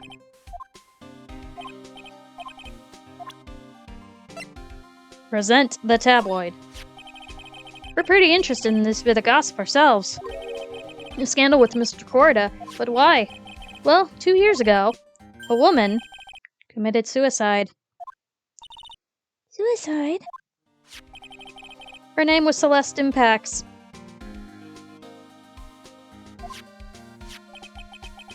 And she was Juan Korda's manager. The victim's manager? But that's not all, pal. Miss Impax and was Miss Adrian Andrews' mentor. She taught Miss Andrews everything she knew about the business from square one. Her mentor? A woman who was both Miss Korda's manager and Miss Andrews' mentor. Could her suicide have been something to do with this case? Do you want to know more about her, pal? Yes! Yes, I do! She was the victim's manager and also Miss Adrian Andrews' mentor. It's been 2 years since her suicide, and now those two are linked again by another death. Or maybe it's just a coincidence. Oh, but... Ah! I'm getting sick of dealing with one foolish idiot after another. Miss Von Karma! You can't seem to stop allying yourself with the enemy, can you? I don't need a traitor in my midst. You don't. You don't mean... I do. Scruffy. You have 30 minutes to get out of here. You are no longer needed. Goodbye. That's... Wait. Please wait, sir. If I don't get this month's pay, I'll stop. Quiet. If it weren't for traitors like you, I would have won. Is that what you want to say? Who? That voice. Edgeworth! Who is not dead! We knew this! It's been a long time, right? This person is Mr. Edgeworth? What am I going to do with you? Still blaming others when things go wrong? You haven't changed a bit, Francesca. You... How dare you show your face to me without a shred of shame upon it? You soiled the Von Karma name, dragging it through the mud. Even ran away with your tail between your legs like the ill-bred dog you are. Are you talking about the Von Karma family creed? To be perfect in every way? Then let's hear it, Francesca. How are things going? I hear you are having a rough time maintaining perfection in this country. I probably went to therapy, and you didn't. You seem to be getting crushed under the weight of it all. That's why I came back. Keep your assumptions to yourself. I haven't given in yet. I won't lose. This case is mine. I'll never hand it over to you. Never. Mr. Phoenix Wright, I will see you tomorrow in court. It will be a clinical lesson in the meaning of total victory. Still the same wild mare she always was. So, hi. How was your trip? How was therapy? I thought you, the prosecutor Miles Edgeworth, had gone and died! Mr. Nick! I never wanted to see you again! I think that's enough of a warm welcome for someone you haven't seen in a year. Are you going to run tomorrow's trial? You heard her, right? That wild mare hasn't given in yet, it seems. So, no, I don't think I'll be making an appearance. Your hatred for me is quite unhealthy, not to mention one-sided. But I will say one thing. You can't win on your own in the trial tomorrow. What's that supposed to mean? I have something, definitive that you lack. Working together is the definition of teamwork. That's the power to find the truth. The truth? In order to understand this case, you have to understand a certain truth. Well, if you ever feel the need for my assistance, it is available to you. I'm not in charge of this case, so I can be a bit more generous with information. Just what is going on inside his head? He has unnecessary feelings and he wants to get them out. A lot of things may have happened, however, Manfred von Karma was still my mentor. And perfect win record is proof of a von Karma. 1 year ago, you could not establish guilt in a few cases.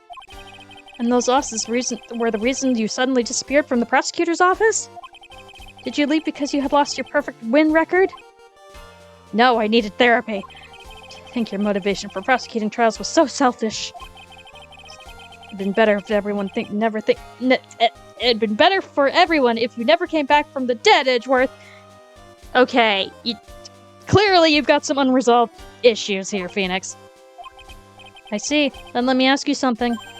Why do you stand in the courtroom? What is your reason? Well, with Franziska, she almost always says, I will defeat you this time, the instant she sees me. But the courtroom is not a personal battlefield for prosecutors and lawyers. I stand in the courtroom to defend my client. Save their lives. To save your client, you say. Those who think only of their own ego-driven goals. Those kind of prosecutors are reprehensible to me. Even if you are a prodigy. Or someone like you, Edgeworth. Looks like there's still a lot you have yet to learn. What I've yet to learn? Me? Well, that's enough for now. The time when you will see is coming soon enough. Okay. He probably actually really missed you a lot, but doesn't want to say it. Alright, back to the hotel. Okay, now that we got her, this should be a bit easier.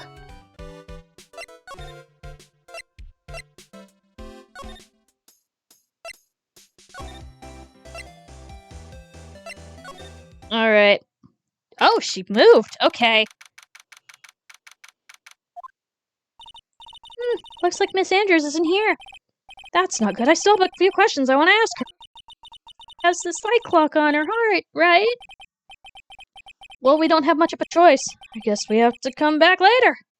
Alright, let's move around and see if we can find her.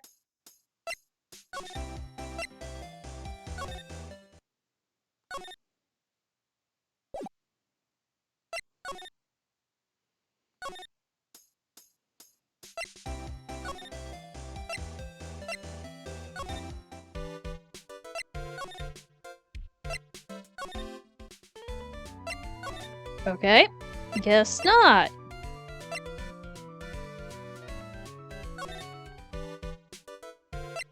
Alright, can we talk to him again?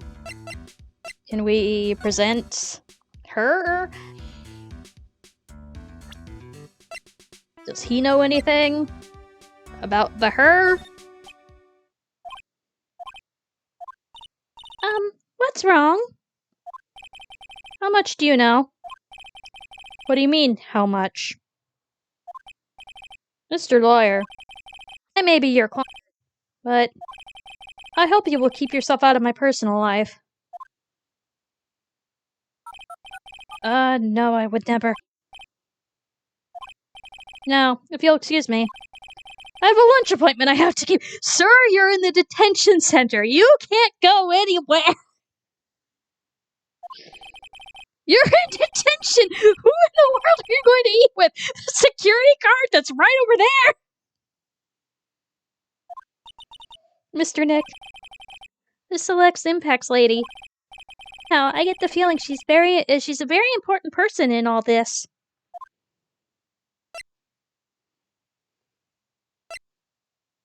Okay, can I...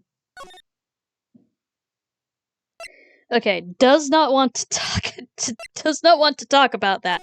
Good to know. Honestly. Okay, let's see if we can... We're gonna have to... Phoenix, I'm sorry, but you're gonna have to deal with that. This woman is another key to solving this case. Do you really think so? It was Adrian Andrews' mentor a long time ago. But she was suddenly called away by a different show and became Juan Corda's manager. And then, a few months later, Celeste Impax died. But her death was ruled a suicide, right? Yes. Still one riddle we have yet to solve. A riddle? Her suicide note. It went missing. No one could find it. A suicide note that just vanished, huh? Can we talk about that? Yep. Miss Impact's death was most certainly a suicide, of that there's no mistake. However, we could not find her suicide note. That's when the police began to suspect that someone had hidden it. Suicide note. But how do you know Miss Impact had even written such a note? There was no solid evidence, however. We did find traces of ink on her right index finger, which makes the likelihood of a suicide note very high, unless... But who would hide such a thing? Police think it was Mr. Juan Corda himself. The victim? Oof. He was the one who found her body, which makes him the only person who had a chance to hide her suicide note. Mr. Corda hid his own manager's suicide note, but why? As long as her note is missing, any speculation beyond this is meaningless. For now, I think you should look this over. This is the suicide report. Part 1, anyway. Part 1? Suicide report. Added to the court record. Alright. Let's see if we can talk about a guitar case. Do you know anything about this? No intent, useless evidence. Let's put a little thought into more of what you showed me. Okay. Let's see. Okay. Let's see, what else might be... Honestly, that's probably... Alright, let's see if I can talk to her. Back to the hotel we go!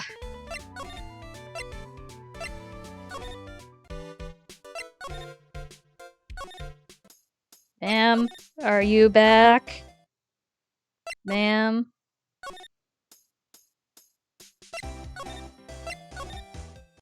No? Oh, thank you, Liv!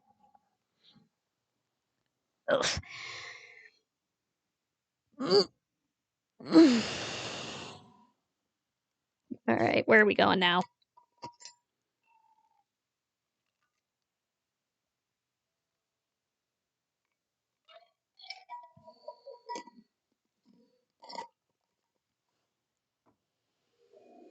What does the guide say? Cause okay, did that.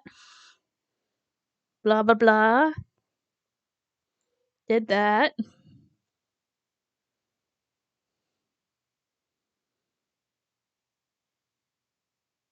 Oh, okay, okay.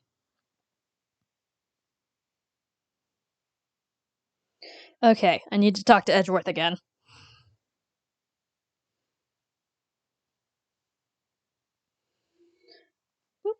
Alright, moving on. I've almost got everything I need to talk to her.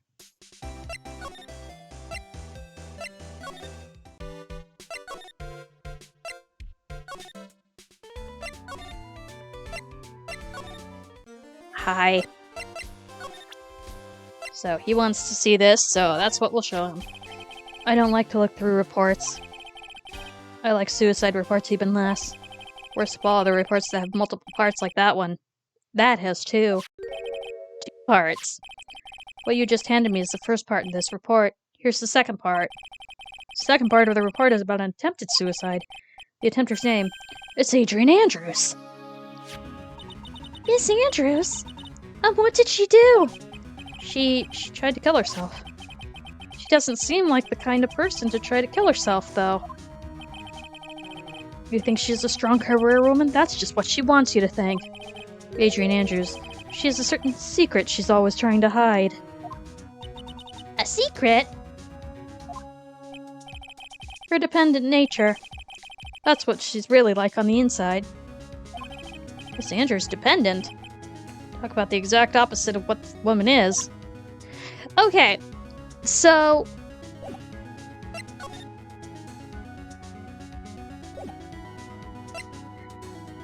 basically what happens is, at least within this game, they are semi-implied to be more than just mentor and mentee. I don't know if it, like, gets romantic or not, but it's a more complicated relationship than that. But, in a lot of other media, that's her sister, and it's just like, okay. I mean, I sort of get why they changed it, but that's still kind of like... you didn't necessarily have to do that. Alright, so let's go back to the hotel.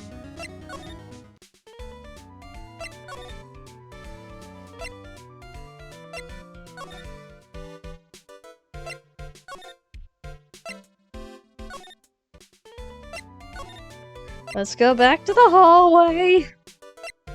She'd better be back here. Otherwise... alright, can I... why isn't she back here? What did I miss? Oh.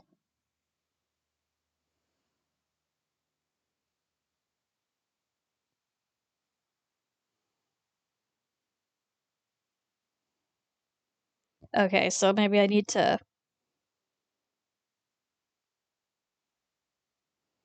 okay, so I guess I need to go back to the detention center. Why? What? We are going around the entire map. Back to the lobby. Back to the this. Back to the...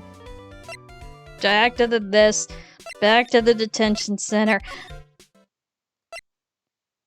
He's not here anymore! Alright, Edgeworth, are you sure? Okay. Okay. Okay, did we... we got this. We got that. Okay, so where... what did I miss? What did I miss somewhere? Hold on.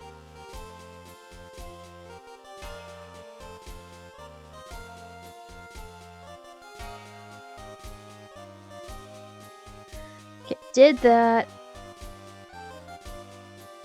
Okay, okay. Da da da da da da da da.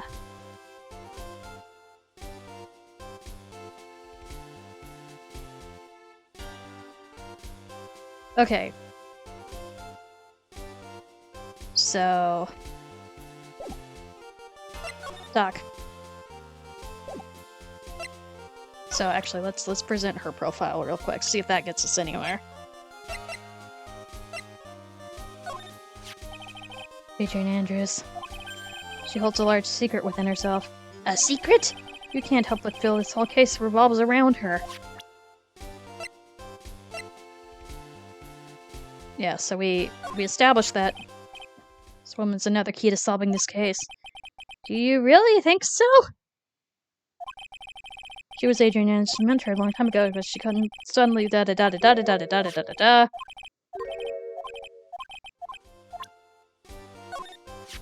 Yep, sorry, wrong button.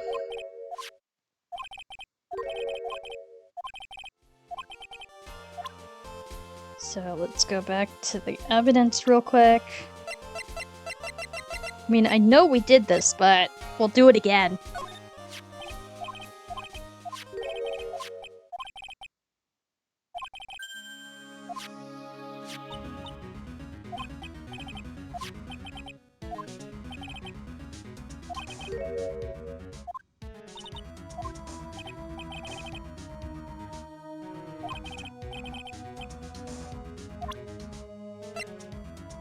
So let's well, I don't know if he'd pick the gossip or not. Let's see what else might.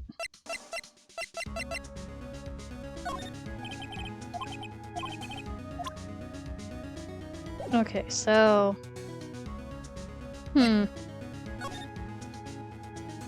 okay, what did I miss?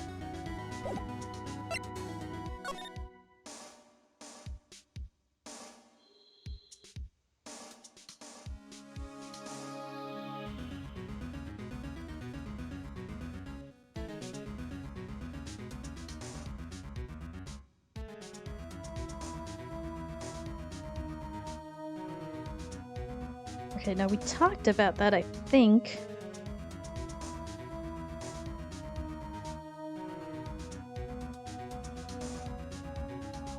Okay.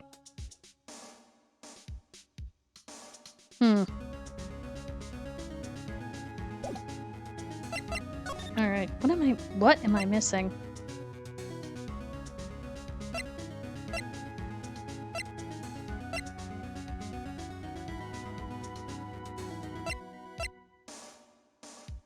Hold on.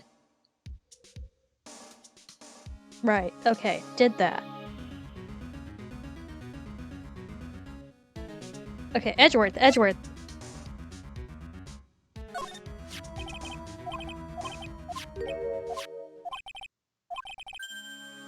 Yeah, I know. I know!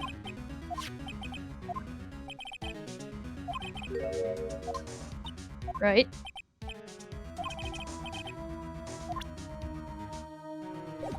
Talk to me about it. Why won't it unlock? Alright, hold on.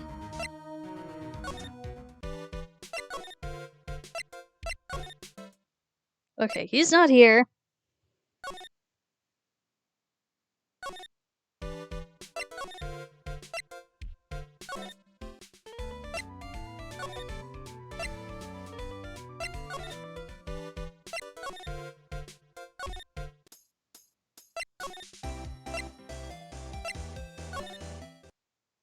Why aren't you here? What am I missing?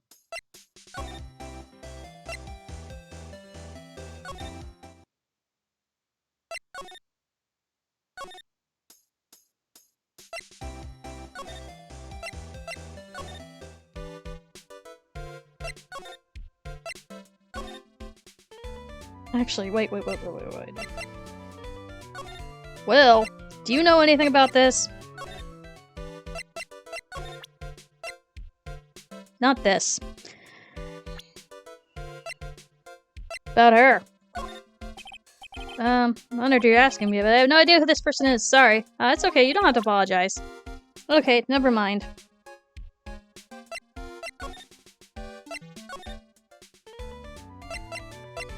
Do you know anything about this? Don't have anything to say. Okay.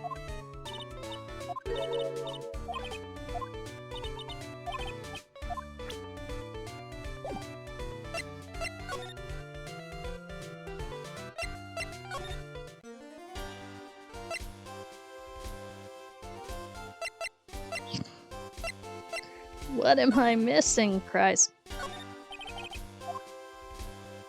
Hello, sir. What? The hero here's award ceremony. Grand prize is not the jam it didn't check in. Shouldn't you be reading something more important? No. Gossip on the internet. Hang in there. You'll be okay, buddy. You're not injured that badly. A hangnail isn't. Hey, come shoot! Rip! He must be doing an image training for when a fellow officer is injured. Okay. It's the Blue Badger. Hello, Blue Badger. Aw, it's kinda cute. Mr. Nick, what is the stuffed animal's name? That's the Blue Badger. He gives us nightmares. It was my idea. I made it. So it's the precinct's mascot, you know. Oh, wow! I'll get him assigned a mascot at every police station if it's the last thing I do. I hope you succeed in your mission, sir. Okay, that was adorable. Okay. Edgeworth. Oh, dependent. Why was it up here? What's this about Miss Andrews having a dependent nature? Adrian Andrews' attempted suicide was a few days after the death of Celestine Pax. And why did Adrian Andrews think about committing suicide? Because she had apparently lost her will to live. Lost her will? But why would she?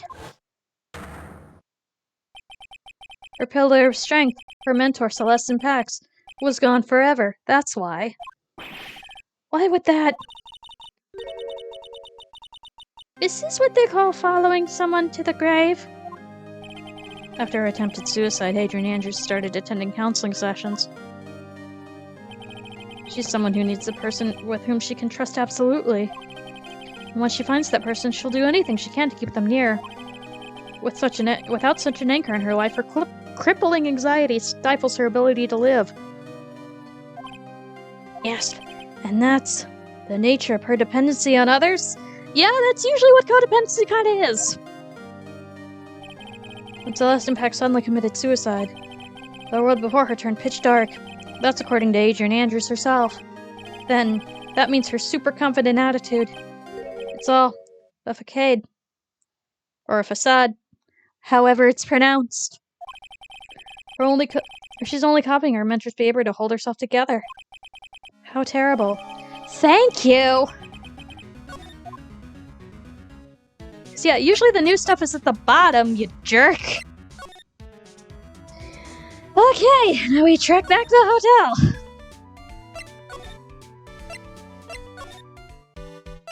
Poor Phoenix, I've been making him run circles for no reason. Here we go.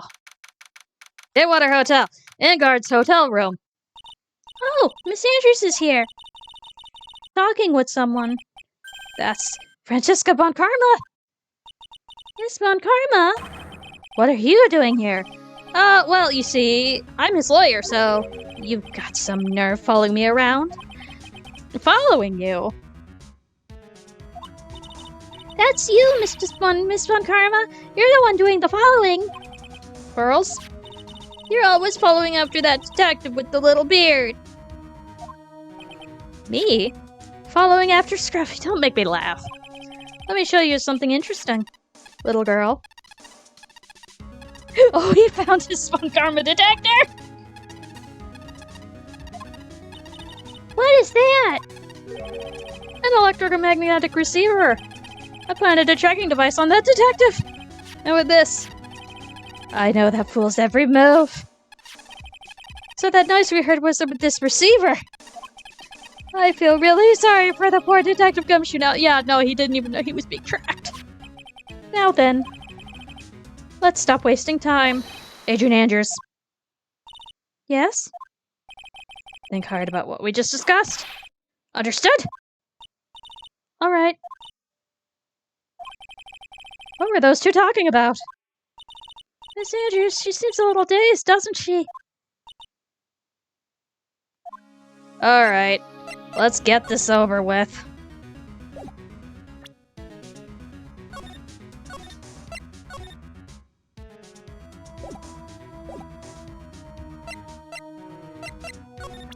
Talk to me, ma'am.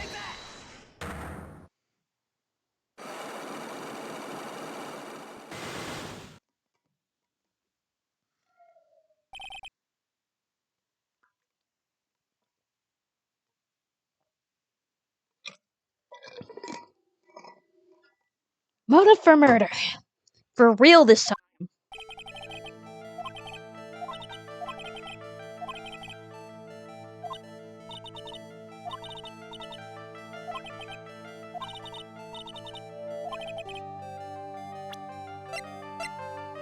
Profiles. Let's talk about her. I'm very bad at connecting people. They're so depressing for the most part. But I especially dislike feeble-minded individuals. Yes, well, that's why I don't think I could ever be intimate with you. Well, that's not... So, I guess she's saying I'm both depressing and stupid, but I'm certain you were very close with the victim. Say that all you like, but you still don't have any proof. We're not good at being intimate with another somehow. Okay, wait. No. We needed to dig evidence with this.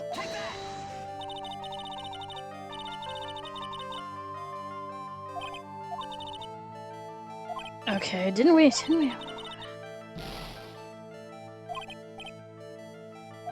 Alright, hold on.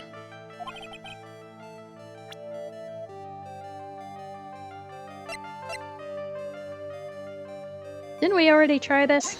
Okay, I guess I misclicked. Anyway.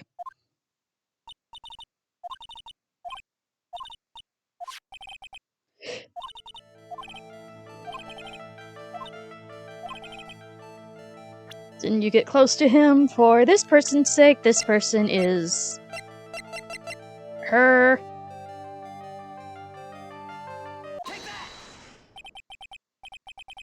Celeste Impact's your mentor. How do you know about Celeste? Miss Impact, she committed suicide, didn't she? It looks like no one knows why. Right before her death, she was Juan Corrida's manager. So I believe you got close to Mr. Corrida so you could find out more about her suicide. You have great imagination. You may have future yet as a slimy muckraker for a putrid third-rate tabloid. Miss Andrews, there's no mystery surrounding her death. None. It would be pointless for me to force myself into a relationship for nothing. Is that really true? Was there really no mystery at all? I don't believe you were completely at ease with the way her suicide was resolved. Case in point.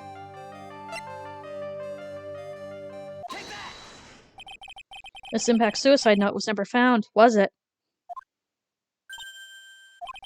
It looks like the police were under the suspicion that someone had hidden it. Like maybe the person who discovered her body, Mr. Corrida. Juan? And Miss Andrews, I believe you thought the same thing. That's why you became intimate with Mr. Corrida. I sat quietly by and listened to your insulting ramblings long enough. It's true that Celeste was my mentor, however, allow me to say this again. It had nothing to do with me. I didn't even know that her suicide note was never found. I'm a person who doesn't care about what goes on in the lives of others. That's an impression I'd like to give, however. I don't think that's who you really are. What? Evidence that says otherwise. This is proof that Celeste Impacts was someone very special to you. Because, yeah, she said she lost her will to live, so... Miss Andrews, you nearly went through it too, didn't you? Went through what? And life. Miss Andrews, you look and act like a very strong woman who has it all together. You didn't ask for anyone's help, relying only on yourself.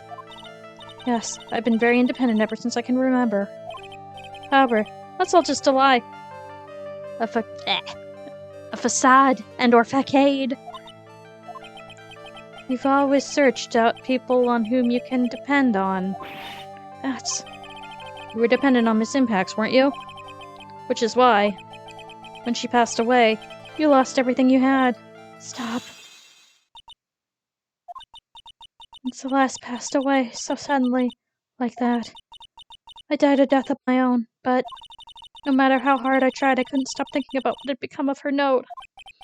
You must have heard about the police report. The one that said the police suspected Mr. Corrida of hiding Miss Impacts' note. You heard about it, and thought to recover it from him by getting close, am I right? If that's the case, then everything changes. What do you mean? Topic did we start this conversation on again? Why was the victim killed? Exactly. Oh, Miss Andrews, it seems that you have become the one with the reason to want Mr. Corrida dead. Me? Pax was everything to you. And then she died. Anything to find out why she killed herself. And commit murder. Murder? There we go. Yeesh. Talk to me, ma'am. Motive! It's true. I'm a woman who can only live in insecurity. I'm physically small. I don't really have a lot of self-confidence.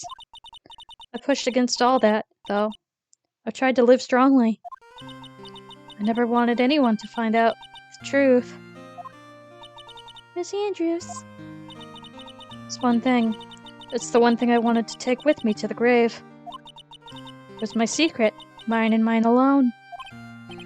I'm sorry. You probably think I'm a worthless human being right now, don't you? That's the anxiety talking, sweetie. Don't listen to it.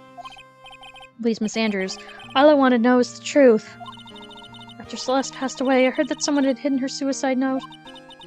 And that someone was Juan Corrida. Celeste, without her, I became scared. Everyone seemed like they were out to get me. That's the anxiety talking! So you got close to Mr. Corrida to recover her suicide note, correct? Looks like that tabloid reported the truth after all. Ironic, isn't it? Well, like they say, when there's smoke, there's fire. And if they purposely add fuel to the fire, they keep the celebrity world burning. As for that suicide note, I didn't and wouldn't kill anyone for it. It just doesn't suit me, that's all. Well, that's enough for now. I still have work to do, so... I understand. Oh, I have one small favor to ask. My attempted suicide, I'd like for you to keep it a secret. Miss Andrews. If people found out about my weakness, I would sooner choose to die than to live. Alright, I understand. I will keep it a secret. Please check into your anxiety. That's a lot. Miss Andrews. I guess she's the overthinking type. Yeah! Yeah! She probably never says anything without carefully thinking it through first. Mood! Thank you for your discretion. Mr. Nick, can I ask you something? What is it? Miss Andrews has been playing with that card in her hand since a little while back. Yeah, it's a little seashell. A card? Yeah, I guess she has. Miss Andrews, what's that card you're holding? Oh, this? I don't quite know. It just suddenly appeared in my handbag. A little shell with a little target. Little shell.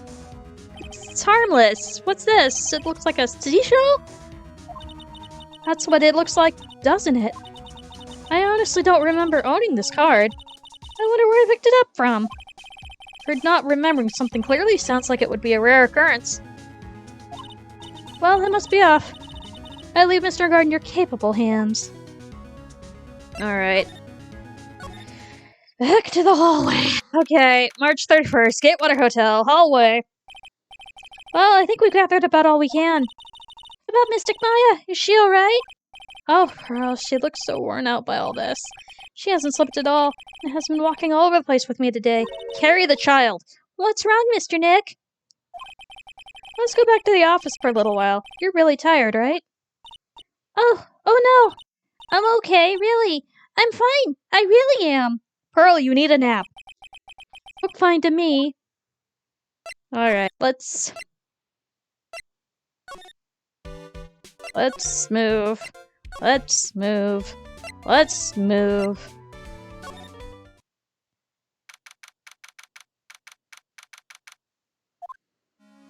So, what now? Well, we did find one thing out for sure. Miss Andrews has a motive. You mean Miss Impax's suicide note? That's right. She was also the one to discover the victim's body. Clever. Oh, beepity beepity beep. Ah, Mr. Nick, the transceiver. Hello, Wright and Cole offices. Mr. Attorney, you're not answering a phone. Maya, where's Maya? As I promised, I have not gone within a few feet of her this whole time. Ew. Which is why I suppose she's absolutely famished. What? So I suggest you win a quick cuddle, my friend. At any cost, wouldn't you agree? Wait, Maya, let me hear her. Very well. Ask Maya, is that you? Sis, ask my sis! Maya! Damn it, he cut me off! Sis, didn't she? Sis, what did she mean by Phoenix? Phoenix! You know what that means! Come on, Phoenix. You're a hopeless one. I'm sorry. Hi, Mia! Mia! I have a message from Maya, so come ask me anything you want about her. Alright, let's talk. Situation. How's Maya? She's safe, for now. That kidnapper is the one to keep his word, it seems. I'm glad to hear she's safe, but Mia, how did you know? As soon as she was locked up, Maya called for me. I read the note she left. Then I gathered as much information about her surroundings as I could. I didn't know you could use spirit channeling like that. Pretty smart of her. Kidnapper, what's he like? I don't know. Apparently, Maya went to answer the phone call at the hotel and was drugged there. I don't know how she was drugged, but okay. And she didn't see the face of her attacker. Maya's locked up in a very dark place right now. I'll tell you everything I heard when I was with her. You were with her? Date? Who knows? Time? Who knows? Location? Who knows?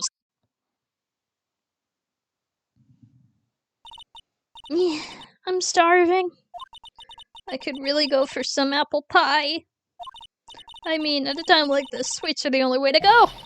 I have to stay positive. He promised he wasn't going to kill me. I'm not going to die. Sis, I wonder if you're with Nick right now. Let's examine things, like this note on the floor. Huh? Someone dropped a card here. This kind of looks like a business card, but there's no name on it.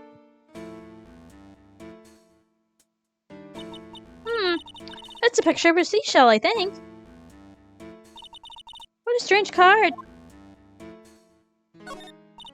There's all sorts of things piled up here, but it's too dark to see. Sweetie, you're in a wine cellar. What's this? Feels like there are a lot of glass bottles here, and these feel like barrels. Oh, pass. Too bad I'm really hungry. And not really thirsty. Door! Drat, it's locked. But this door's lock seems easy enough to open. On TV, the hero always uses a plastic card or a stiff piece of cardboard. Then click, and they magically open the door. I wonder if there's a card like that around here I could do. Oh! Ah! That's it! The shell card! If I use this, maybe I can get the door open. This might be my key out of here. I had a feeling this card might be useful. I'm such a genius! Be careful when you use it. Right, now if you'll excuse me, Mr. Kidnapper. I did it! Okay, now I'm getting the heck out of here. Waiting, or worried. Okay, let's go for a little while longer. Yeah, that took far longer than I expected because I missed a bit of dialogue. Are you kidding me? Alright, moving on.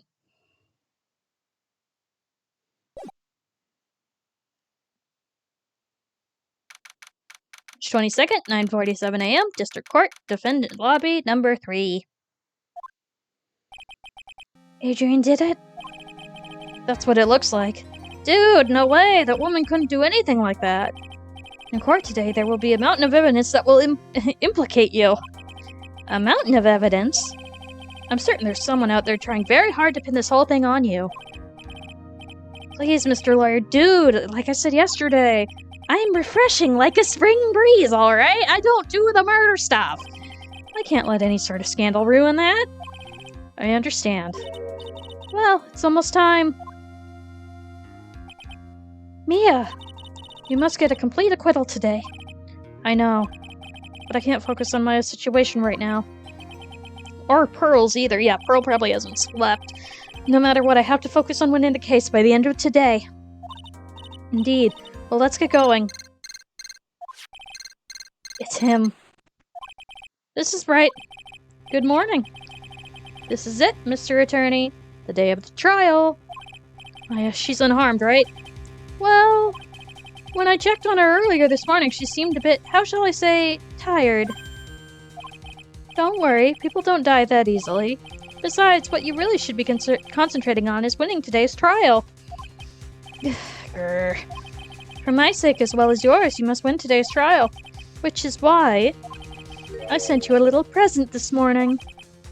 Present? What in the world would you want to give me? You'll figure it out once the trial starts, and even if you don't like my gift, I expect you to graciously accept it and win the day's contest, if you please. Wait. Beep. Present? Mr. Lawyer Dude, who's that? No one. It has nothing to do with you, so forget you heard anything. Fine. Dude, did your nose just get longer?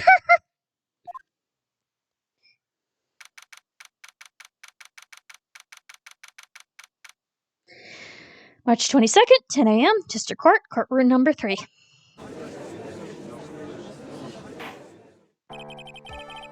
Court is now in session for the trial of Matt and Guard. Are the prosecution and the defense ready? The defense is ready, Your Honor. Francesca, where are you? I say, Mr. Bright, what happened to Miss Von Karma? I don't know, Your Honor. Why are you getting mad at me? Your Honor! Please be quiet, bailiff. Court is in session. If you must tell me something, please keep it brief. Now then, what is it? Prosecutor Von Karma has... This morning, Miss Von Karma was shot by an unknown gunman. What? Shot? Somehow, I think this is the present that man was talking about. His present? Miss Von Karma is one of the top prosecutors in the country at the moment. If she were to disappear, it would be to your advantage. This is totally insane.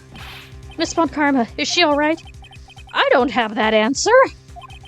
She's alive and in stable condition. That's good. Phew. I thought he'd show up. Your Honor, due to circumstances, Miss Franziska Von Karma cannot appear in court today, so I'm doing it! I, Miles Edgeworth, will be taking her place. The prosecution is ready, naturally.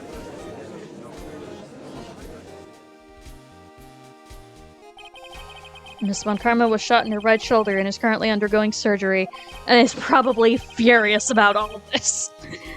Luckily, I've looked this case over and I'm familiar with the details. The prosecution seeks to prove the guilt of Mr. Madengard. The court acknowledges the prosecution! Right. I finally found the answer I was struggling with on my long journey this past year. By the time this case comes to an end, you too will know the answer. I hope you get over it. Now then, the prosecution would like to call its first witness. Please bring Detective Gumshoe to the witness stand!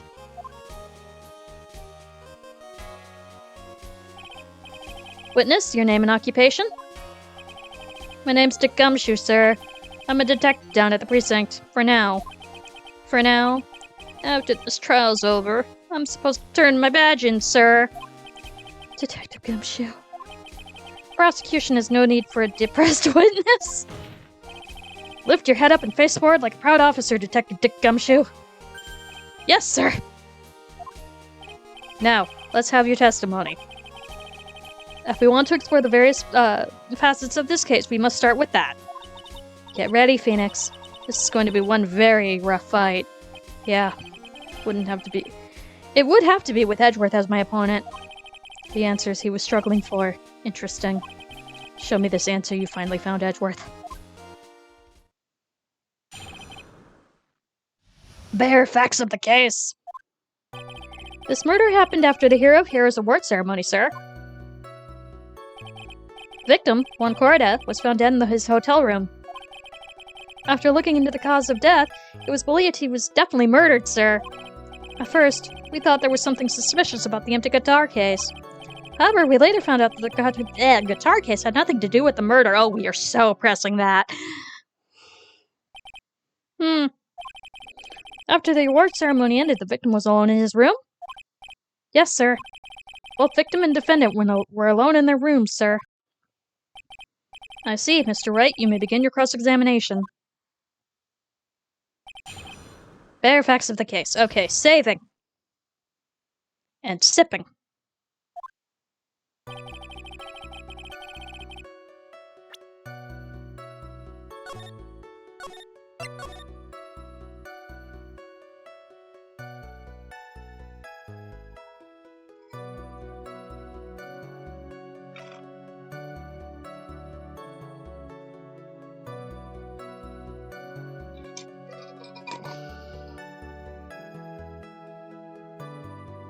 Oh, thank you. That is totally fine, because I was just about to do that anyway.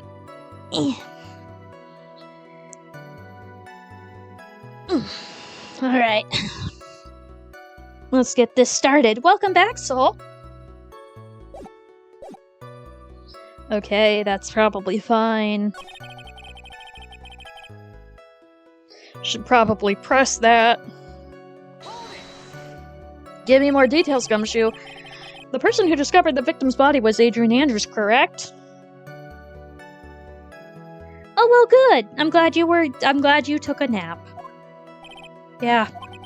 Who's this Adrian Andrews you're talking about? She's the defendant, Maddenguard's manager. She's a really pretty lady, sir. Ah, so she's a pretty lady. I wonder if she will grace us with her presence. Oh, she will. When the post-ceremony show was about to start, she went to get Mr. Engard. After visiting his room, she was next went to the victim's room to get him for the show, sir. I see. And that's when she found the victim's body? Okay. Looking at the cause of death, we believe it's definitely murdered, sir. Press that. The cause of death. Wasn't it because Mr. Corda was stabbed in the chest? Only a careless amateur would believe something so brainless as that, pal. Take a good hard look at the crime photo. Now, real pro's attention would be drawn here to this bandana. Banana? His bandana, sir. That's the thing wrapped tightly around his neck, sir. Ah, yes, I see. His banana-scented bandana. Sir, just eat a banana! Then, what about the knife? It seemed to have been stuck in the victim's chest on purpose after his death. Like I said, that looks like a butter knife. We have a crafty murderer on our hands here. Okay, autopsy report. Get, suspicious about the empty guitar case. Let's press that. And why did you think that? Because it was empty, pal. The Jammin' Ninja doesn't go anywhere without his bright red guitar. We couldn't find it anywhere on the scene of the crime. Oh, then how about this theory? A fan really wanted the guitar and did the crime to get it. How's that? We thought of that too, but... But? The only fingerprints on the guitar case were that of the victims. Only the victims, huh? I see. Ah, so much for my theory then. Guitar case updated. Cool. However, we later found out the guitar case had nothing to do with the murder. Let's go into that, Gumshoe. Do tell! What convinced you that it had nothing to do with the case? The guitar wasn't at the Great Ward Hotel that night. Well then, where was it? Bright red guitar was eventually found at the TV studio. The victim, Juan Corda, had apparently only taken the case with him, sir. So you mean he forgot to put the guitar inside the case? Yes, sir. Even when he was on stage for the ceremony, he didn't have his guitar. So the guitar case was empty before he even got to the hotel. Yeah, that's right. So it really has nothing to do with the case after all. I believe that's enough. First, the victim was choked to death with his bandana. Then, after the victim was dead, the killer deliberately stabbed him with a butter knife. Brings me to my next point. Why then did the police arrest Maddenguard? Reason enough to suspect him. Here it comes. Edgeworth's back in full swing. Very well, Detective Gumshoe, please testify about this matter. Yes, sir. Why arrest Engard? Maddenguard and Juan Corda were huge rivals with each other. They each thought of the other as the guy in his way. That's motive enough in my book. As for evidence, there's the Jammin' Ninja's button. The large button. It was ripped off the ninja costume and was found in Mr. Engard's hakama. The defendant's fingerprints were also all over this knife, which, seriously, it's a butter knife. The defendant brought the knife for the crime, which makes this a premeditated murder. That was one of the silverware sets from the hotel! So the defendant's fingerprints were found on the knife used for the stabbing. Sort of sticky on the handle, so the fingerprints came out pretty clearly. I mean, that could just be steak juice! Knife! Yeah, no, seriously. And then there's this button. That was found in the defendant's clothes, wasn't it? Was this button also covered in blood? Yes, we know that the blood and the victim's blood, sir. What? Jammin' Ninja's button added to the court record. Very clearly the defendant, doesn't it? Yes, it most certainly does, Your Honor. Ready to give in yet, right? No! I'll find the hole in your argument somehow. That's as hard as you like. Just hurry up with your usual pointless questions. Grr. And yet I missed you!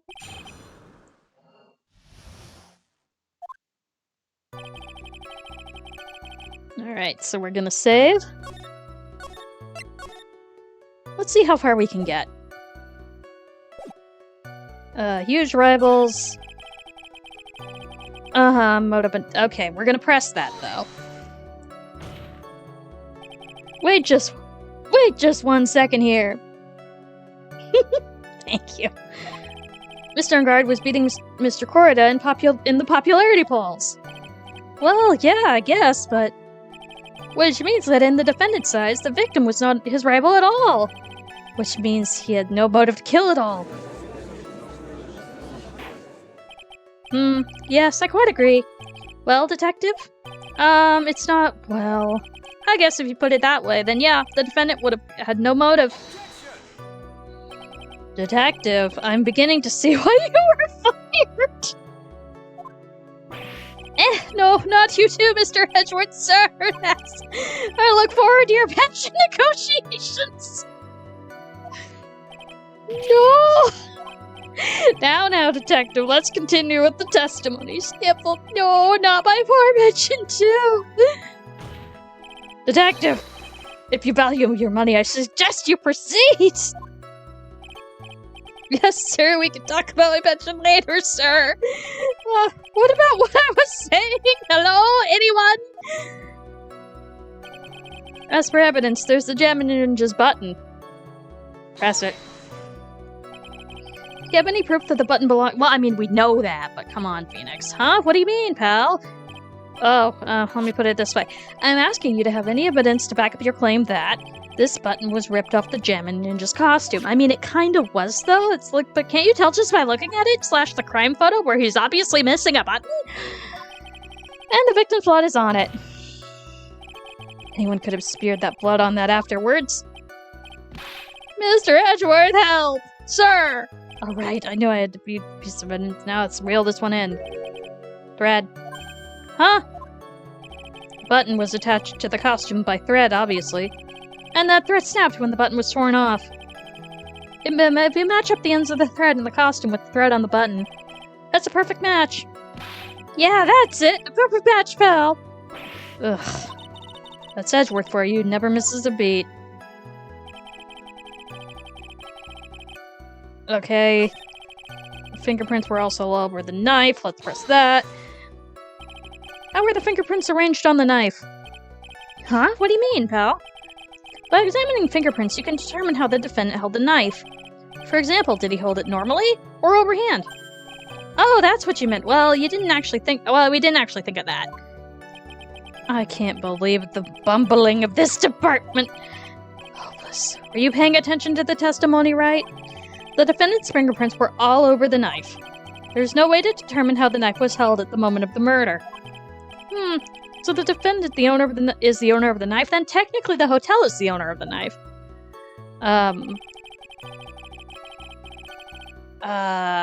We're just gonna brought the knife for the crime. So that, we're actually gonna save right here real quick and see how we do with just YOLOing it. So we're gonna present, or no, there's no way this was a premeditated murder, even if Pete brought the knife. Sorry, pal, this isn't some pocket knife.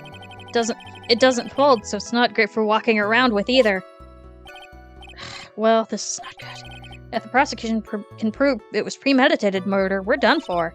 Phoenix, there's something very interesting about what the detective said just now.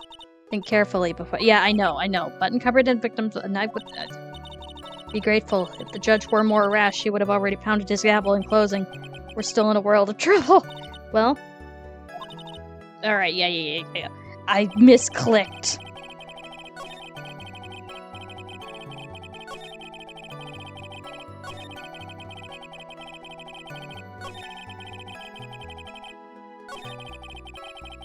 Because we meant to tab over, not... Because, yeah, we wanna talk about this knife. We're gonna present this knife. Wait a second! What? So the basis of your argument was that this was premeditated murder is simply that. My client brought a knife beforehand? What was provided by the hotel? That's right, pal, the defendant did not buy this knife. Huh? Take a good look at the handle on this knife, and you'll see what I'm talking about. Huh? It has Gatewater as a Gatewater seal set into the handle. Gatewater? I think I've heard that name somewhere before. Gumshoe, I love you, but you have 2 brain cells. The name of the hotel! The Gatewater Hotel! Uh-oh. The murder knife was actually property of the hotel, which means this murder was not premeditated. Yes, that's very true. This is very big. What is it, Mr. Edgeworth? Sorry, but the defense is simply too careless. What? I think whether the crime was premeditated or not has already been determined. How so? I admit this knife is the hotel property. There's no one currently on the police force that is dumb enough not to realize this. But I did. Oh, whimper. The question is, where did the knife come from? Why is that obvious? It came from the victim, Mr. Corda's room. Sorry, Your Honor, but that is incorrect. The victim ate a last meal before he was murdered. With that being the case, I would like to draw the court's attention to what is on top of the table. There's a knife and fork on the table. Then, where in the world did this knife come from? If it pleases the court, I would like first to recall the room the defendant, Mr. Madengard. Oh yeah, look, the knife is missing from his room, especially on top of this table. There's something missing, perhaps it's a single knife? But there's like a trident right there! We investigated the leftover dishes for fingerprints, and while we were investigating, we came to the conclusion that Mr. Madengard's knife was missing. Urgh. Mr. Angard had gone to the victim's room with the knife he had during dinner. Why would he carry a knife on a visit? To kill, of course. And with that, I believe the prosecution has proven this was a premeditated murder. Rabbledy. Amazing, Mr. Edgeworth. Absolutely brilliant. A brilliantly clear deduction. You are so easily swayed. Seems like Edgeworth had this plan from the very beginning. This must be one of those traps, and I just walked headlong into it. Murder weapon with fingerprints and a button from the victim's costume. Sizable amount of evidence here. I can safely say that any further deliberation is a waste of Your Honor's time. Although, I wouldn't mind if the defense were to present evidence not yet shown to the court.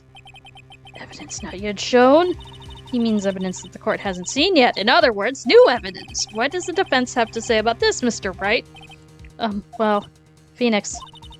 The judge is favoring the prosecution right now. If we answer with something wrong here, that cab of his will be ringing at the sound of our defeat. Okay, saving!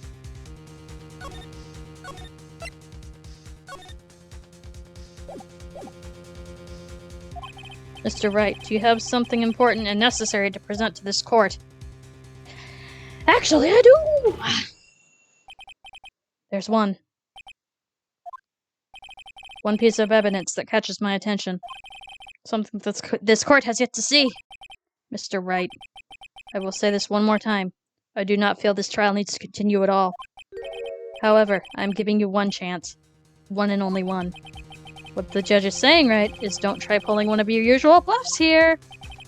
If I mess this up, this curtain's for all of us. Oh, wow, it really is.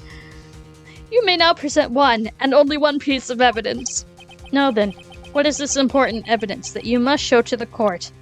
Alright, YOLO!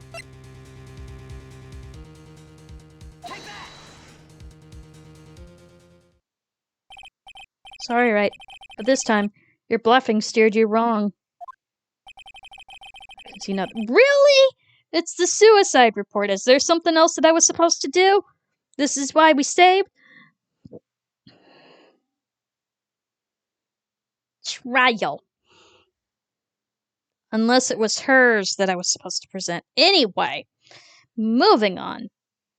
Oh, ho, ho, ho.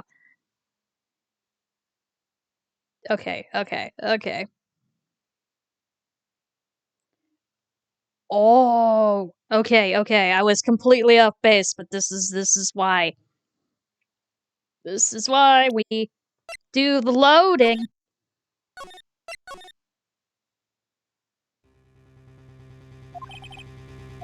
So, yes, actually I do.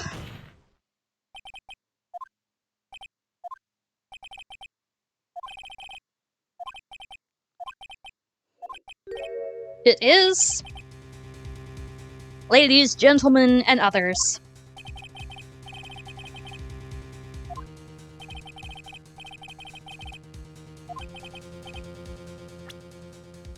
This freaking glass of tomato juice.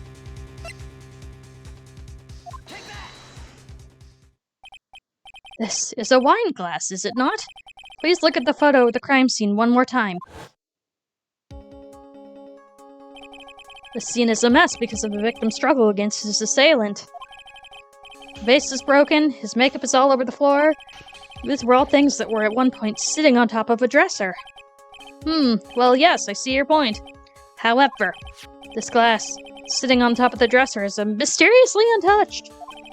The only thing that I had not fallen over along with everything else is this wine glass. This piece of evidence is more than strange enough to warrant further consideration. Well, what do you all have to say? Well, yes, okay. It's a little particular. Yeah, isn't it? I thought it was. You can stop looking at me with those puppy dog eyes of yours now. Mr. Edgeworth? What is it, Your Honor? Your opinion. You don't need my opinion. Because there is no special meaning to that glass. What? It's safe to say that the glass was set on after the crime took place.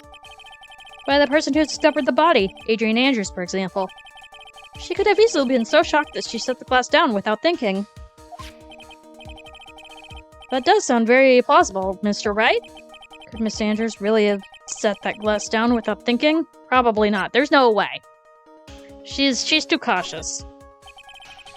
If I appear weak here, then this trial is over. I can look for my proof later.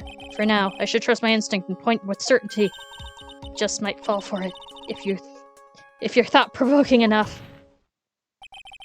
The defense would like to challenge the prosecution's theory. We would like to see something that proves it was Miss Andrews who set the cup on the table. You turn the situation on its head again, as usual. Turnabouts! Mr. Edgeworth, do you have any proof to back up your claim? No way he has any, he's just bluffing! Unlike Mr. Wright, I never say anything unless I have the evidence to support it. What? You're not thinking hard enough today, right? Did you think the wine glass escaped my notice? Then, of course it's been thoroughly inspected for fingerprints. Fingerprints? There were only one set of fingerprints on this wine glass. Only one? Well, whose were they? They were none other. They were not the victims nor the defendants, rather they were the one of Adrian Andrews. What? Wine glass updated. That's why I said that the person who had discovered the body had left it there. Are we done here, Mr. Wright?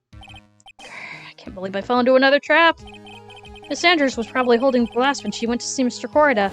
But then why didn't she drink it? Upon seeing his dead... or spill it! Upon seeing his dead body, she was stunned and set the glass down on the dresser. What you just said makes a lot of sense. No, it doesn't! Tisk... Hold on.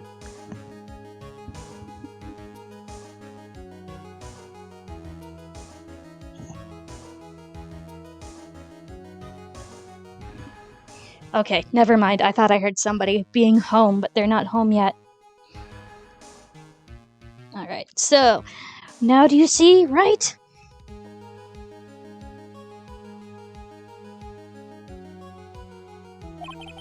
Can't change any part of my scenarios. It explains everything all too well. Grr. I've thought long and hard of this past year about what it means to be a prosecutor. Oh, hiya, Brian. Good to see you. And from here on out, I will show you the answer I've come to discover. Wait a second. Mr. Edgeworth, I think the prosecution has proved enough evidence for me to enter my verdict. No!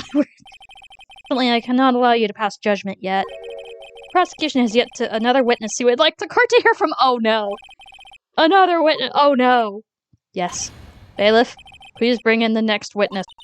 What in the world is Mr. Edgeworth thinking?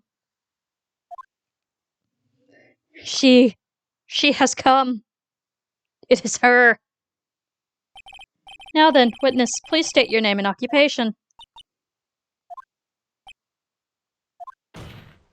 Witness, your name and occupation. Whatever. Gotcha. Ugh. I wonder what happened to that calm composure he had early. I think he didn't realize she was under the helmet, and it's like, oh no, it's her again. Oh, Itchy boy, it's been what, a year since we last met, hasn't it? You should be more happy to see me. I saw the report with her testimony, but who knew that under that... Oh, he didn't actually see that it was her. It was that wicked witch, the witness stand. I tell you, this time I know what I'm supposed to do. So today I'm gonna tell you anything and everything. But things don't have to do with that terrible crime. Miss Witness, that terrible crime is all this court needs to know. Lasered. Oof, shush. I'm taking my dear Edgy Wedgie right... I'm talking to my dear Edgy Wedgie right now. Don't interrupt us, Gramps. Yes, madame. No. Please, by all means, interrupt her, please. Anyway, witness, your testimony, please. It's true that what they say, that youth are hot-headed nowadays. Not that I'm at all edgy. Now then, what should I start with? The witness in our security detail of the hotel on the night of the murder. Is that correct, Miss Oldbag? It was a great job being able to see my dear Juan. It was almost too much for my little heart to handle. I mean, you were a fan of the victim? Look, everyone's crazy over that Engard, and saying he's cutie, fresh and away or something.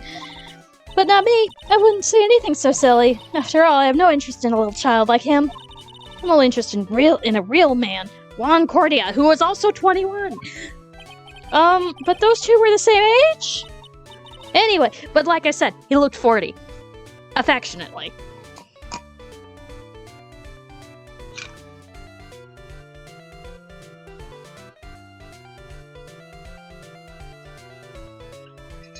Anyway, as I was saying, I was pacing in front of his room that night. Very well. Please tell the court what you witnessed the night of the murder. Oh god, here we go. Leave it to me, Edgy Poo! Rip. What you witnessed? Anyway, after the ceremony, I went to pace around in the hallway in front of his room. There's something I was interested in finding out, you know. Well, since I was on the job, I made sure to keep a good eye out the whole time. That's when somebody showed up. It was a man coming out of poor Juan's room. It was Engard, Matt Engard, and he was trying to sneak his way out of Juan's room. And I'd still say they could have been lovers. Anyway.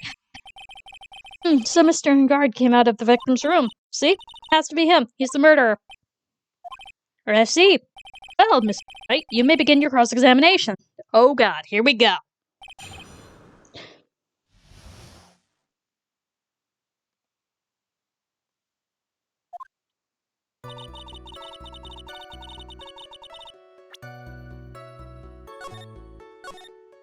It's old bag, so this is probably going to take a bit. Something I wanted to find out. Tell us, old bag, what did you want to know? Something you were interested in, and just what was that? That's not some little thing I could just go around telling everybody you know. It's top secret between me and Juan. Ah, and Edgy Poo, of course. Mr. Edgeworth, what is this thing she has interest in? I have no idea. I despise gossip, Your Honor. Gossip? But it should prove relevant when we can always append her testimony later. Looks like we shouldn't force it right now. Alright. And did the witness stay in the vicinity of the victim's door the entire time? Well, since I was going on the job, I made sure to keep a good eye out the whole time. Let's press it. Oh? Then would you tell us for the number of people who went in and out of Mr. Koridev's room? I have no idea. I wasn't born, so I couldn't count the things of those who didn't pay attention in class. That's why, ever since I turned 20, I quit keeping track of how old I really am. Ah! Okay. Yes, well, that would explain why your age was not included on the report. In any case, the witness then saw someone, correct? That's when someone showed up. It was a man coming out of poor Juan's room. Who in the world was that?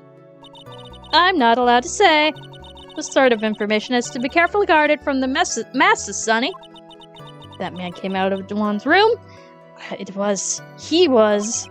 Yes, he was. I'm too scared. I can't say his name out loud. Oh, what I wouldn't give to have Francisca's whip right now. Well, I guess I can tell you, since he was such a bad boy anyway. It was Enguarde. Mad Enguarde. He was trying to sneak his way out of Juan's room. You saw my client? Are you sure about that? Yes, see? No, the correct thing is yeppers. Annoying brat. When I say I saw someone, I saw that person. Why do I get a sense of deja vu? Maybe to avoid a repeat of last year, I should delve into it a bit further. What was the person carrying, actually?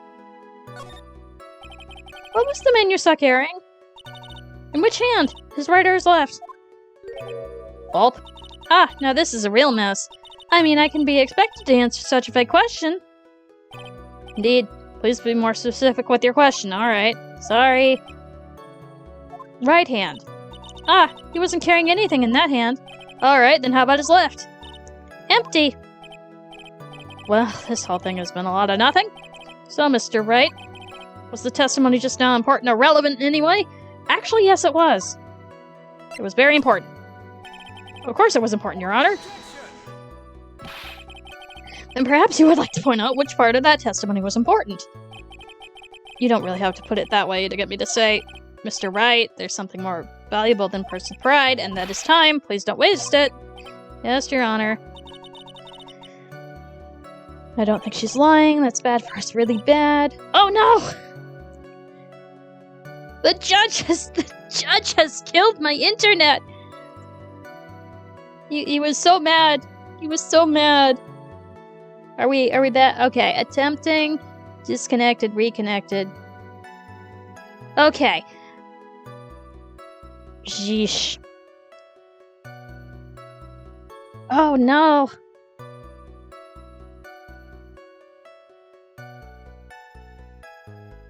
Please stand by.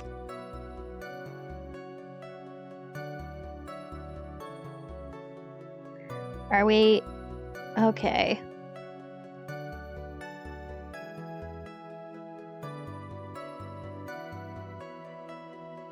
Okay, doesn't...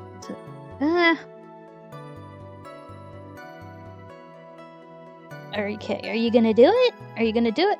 Attempt 7. Okay, cool. Took a bit. But we're back. Alright. Jump off topic. She's straight into an interesting side topic. But that's what makes her a sweet old lady, right? That's because you're not the one who has to question her. Okay. Okay, what am I supposed to do here? I don't trust my internet right now. Okay, cool. Press it. Oh, did it die again?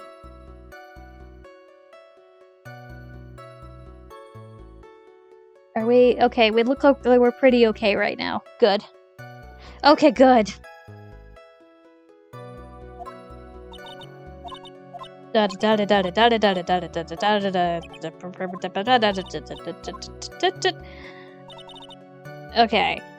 Press it.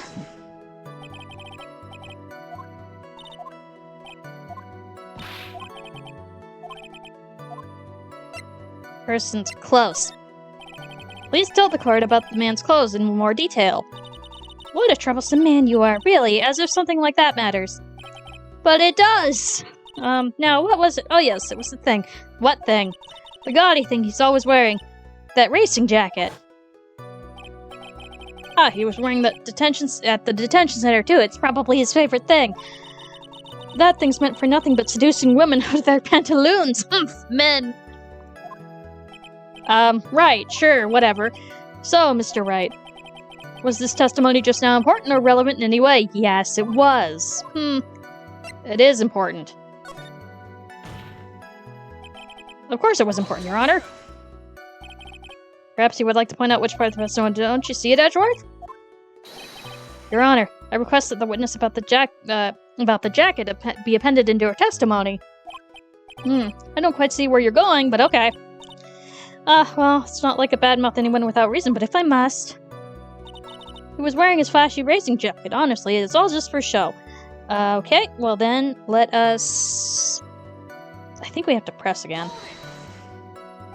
Are you sure the defendant was wearing a racing jacket? What do you think?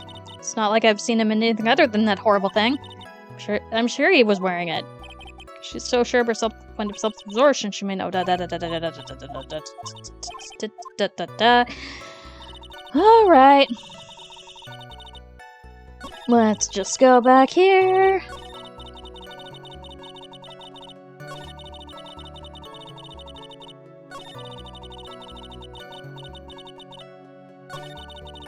Alright, what do I do here? My brain is getting slightly cooked. Yeah, okay. Present the button.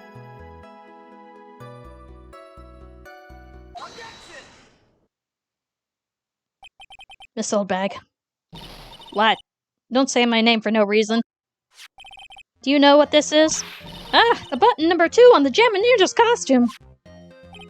Now I know she's an obsessed fan. She identified it as at a single glance. Give it here. Give it here. If you don't give it to me, I'll punish you with this. Wow. She's really a diehard fan and wants the button covered in blood. The button was discovered on Mr. Ingard's body during a full body search. See? This button proves beyond a shadow of a doubt it was that rascal Ingard. It was caught up in the pleats of the Nickel Samurai Hakama pants. See? And Ingard is the Nickel Samurai. But he was wearing his normal outfit! Witness! Now, it may just be me, and I do have an active imagination, but just now, didn't you say that the defendant, Ingard, was wearing his usual racing jacket? Ah, I'm so sorry. Sorry that you judge people based on what they wear. If I were the trendiest but instead I have to put up with you don't have to be in your work clothes, ma'am. It's heavy, so heavy I wish I could just switch. Okay, whatever. You lost me 2 paragraphs ago. And now we're being ray-gunned. Now hold your tongue still there for 1 second. So what you saw in actuality was not Mr. Ingard, the man, but Mr. Ingard, the Nickel Samurai. But when you think about it, they're really one and the same anyway. Miss Oldbag, this is a very important point we're talking about. Ichipo, do you think this so too? Well, it might be something worth considering. Just say important, agree with her for a change. Or agree with me for a change. Witness, listen carefully and try to remember as much as you can before you testify. Alright, insist. I should be the one sighing, not you. Who I saw.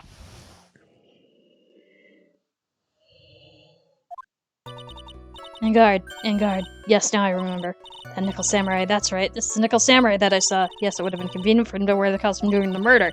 Had to go post-ceremony, so right after the crime, you know? He must have worn that Nickel Samurai costume after stabbing poor Juan. I knew it. I knew you'd say he was inside the costume. You did the same thing last year. What? Do you think there could have been someone else inside that costume? Yes. Don't be a bad little boy thinking such rude things. But that's what happened last year! Ah, youngins, today I told you there's no way it could have been anyone else. How do you know that? Because I said so, and what I say is the truth. Ma'am, you were wrong. At least she's as a delightful witness as she was a year ago. Mr. Wright, you may cross-examine the witness even though we really don't want to. Who I saw. Alright. How much longer does this day go on for? And she keeps going. Okay, I don't have that much left to do, so we'll power through it.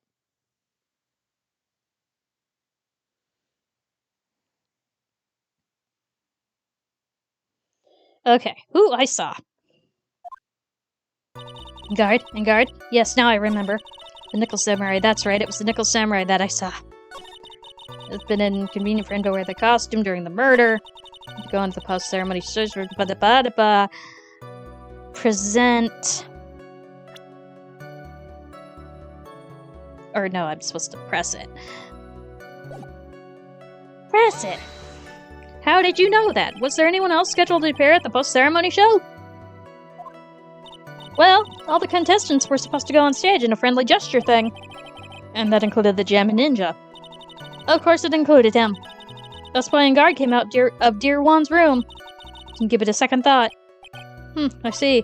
Well, anyway. Okay, let's press that. So let me ask you one last time. The person you saw, it really was the Nickel Samurai? Haven't I been saying that from the very beginning? Can I throw the towel in yet? You don't need to think too hard on this one. There's a contradiction in testimony sitting right in plain sight. Well, okay. Okay. 1, 2,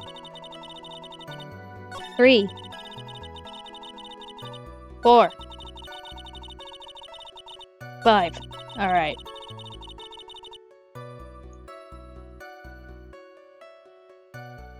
Okay. So we're gonna present camera. Really? Okay. Oh, thank you, Liv.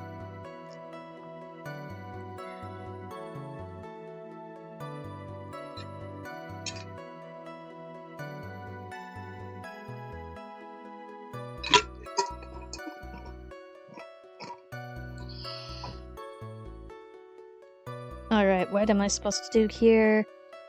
Oh, okay. I missed something. Ah, okay. I missed a thing. Wrong thing. Wrong segment.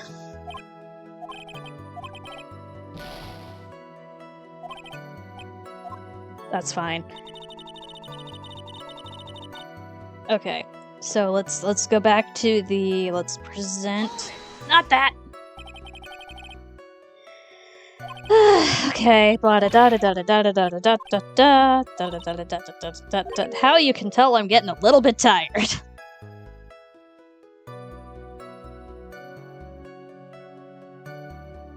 Okay. Fifth statement. 1, 2, 3, 4, 5. Alright. Damn it!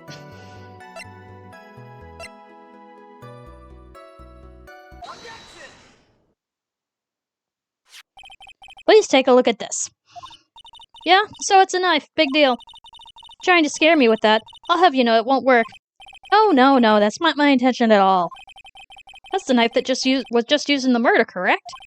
Your Honor, do you know why this piece of evidence is important to this case? You don't even have to ask. It's because the defendant's fingerprints are on it. Is that what you're driving at? That's exactly what I'm driving at. What are we driving at? And whose car are we driving? Mr. Edgeworth was really Mr. Enguarde was really in the Nickel Samurai's costume at the time of the murder. Then it's impossible for his fingerprints to have been left on this knife. Actually, he would have had to wipe all the previous fingerprints off the knife right off, because yeah, it's a gloved, full-on costume thingy. Oh, that's right, the Nickel Samurai wears gloves, doesn't he? Uh-huh. He probably took his gloves off before he began the stabbing. Why would he do that, though? And why would he do that? To leave his prints on the murder weapon? To be convenient for you? There's no way he would do something like that. However, there's one possibility. Let's hear a possibility. It's very simple. The defendant went to the victim's room while in costume as the Nickel Samurai. Why would he do that? At the time, the defendant held no intent to murder. He was probably just going to relax and talk with the victim about the stage show in full costume. Like a normal man. Which is why he took his gloves off. But the murder still did take place. Well known that there was a bad blood between the defendant and the victim. Yes. I've heard that before. Well, Mr. Wright, What do you have to say about Mr. Edgeworth's theory? So let me get this straight. Edgeworth's theory goes like this. When the defendant went to the victim's room, he had no intention of killing him, except for when he totally did. Now, up till this point, are there any problems with it? There is a contradiction, but I'm going to double check that because I am tired. Contradiction. Theory contradicts something earlier in the testimony. What are you babbling about? Now, for argument's sake, let's suppose Mr. Guard was the killer, and if that's the case, why was Adrian in the room?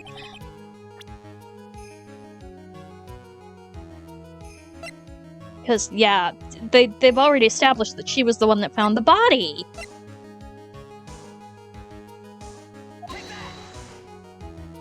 Really? Naturally, you point to the one piece with the least value. You are wrong. Da-da-da-da-da-da-da. Uh-huh. Okay. Okay, yeah, there is a contradiction. Certain thing.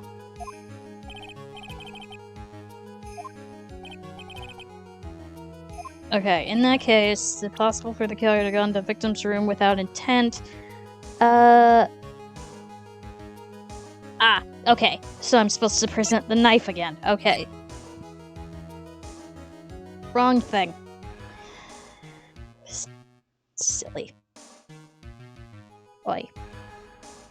You. Present it. This knife, it was used by Mr. Engard at dinner. Yeah, he ate with it. Yes, we did establish that. Which means that if my client was, in fact, the killer, he bought the knife to him when he went to visit Mr. Corrida, I suppose. However, you just said it yourself. At that time, the defendant held no intent to murder. If that were true, then why would he bring a knife? He wouldn't, would he? Which means, Mr. Edgeworth, your theory was flawed from supposition 1. One more thing. If the murderer was wearing a costume at the time of the murder, then there should be glove marks left on the knife, not fingerprints, which means the defendant's fingerprints shouldn't be all over it like a bee's on a hive.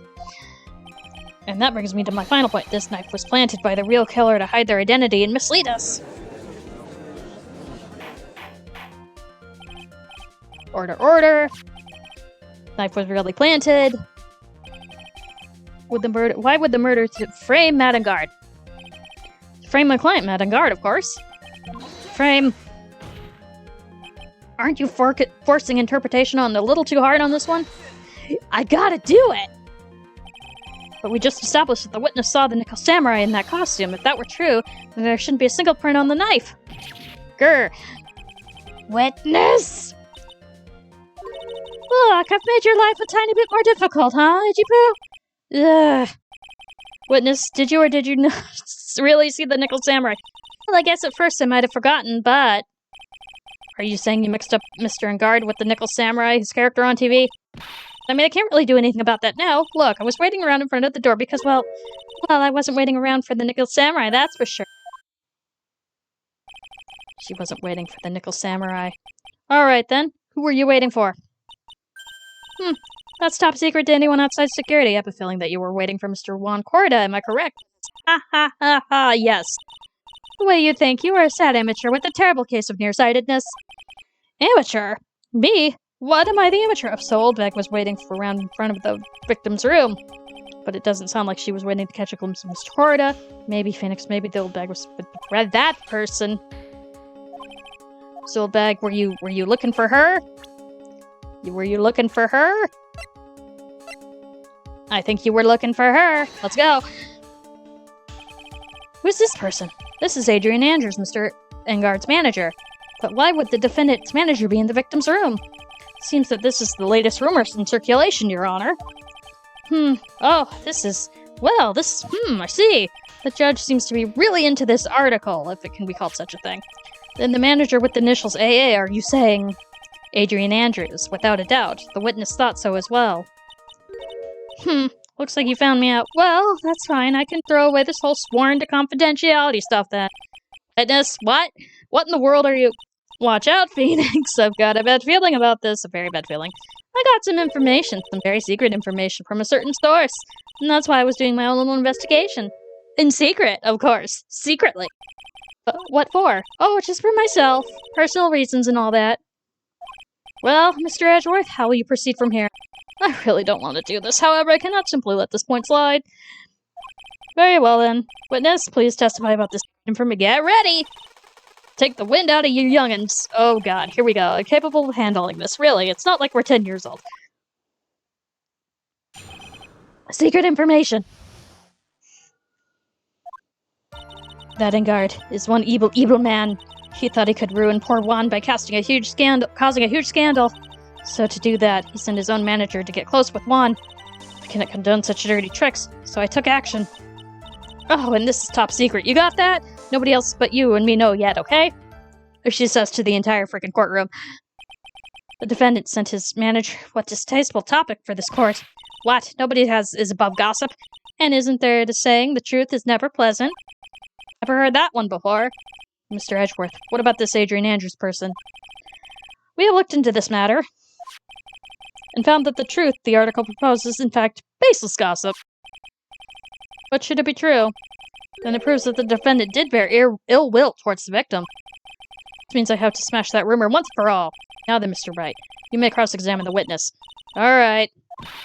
That's right, Enguarde is nothing but your average... Well, as long as it goes... We gotta burn old bags with fire. Time to fire up the afterburners. Yep, let's go. Alright, I think it was an fit statement thing. Yeah, Lotus camera. Uh-huh. Alright. 1, 2, 3, 4, 5.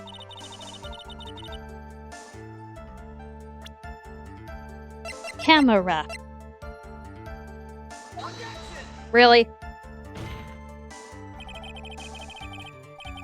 Where did I miss?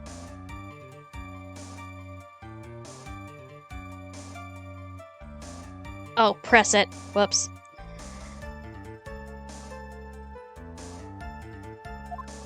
I heard present. Anyway, that's fine. I've still got HP. I'm almost done with this day.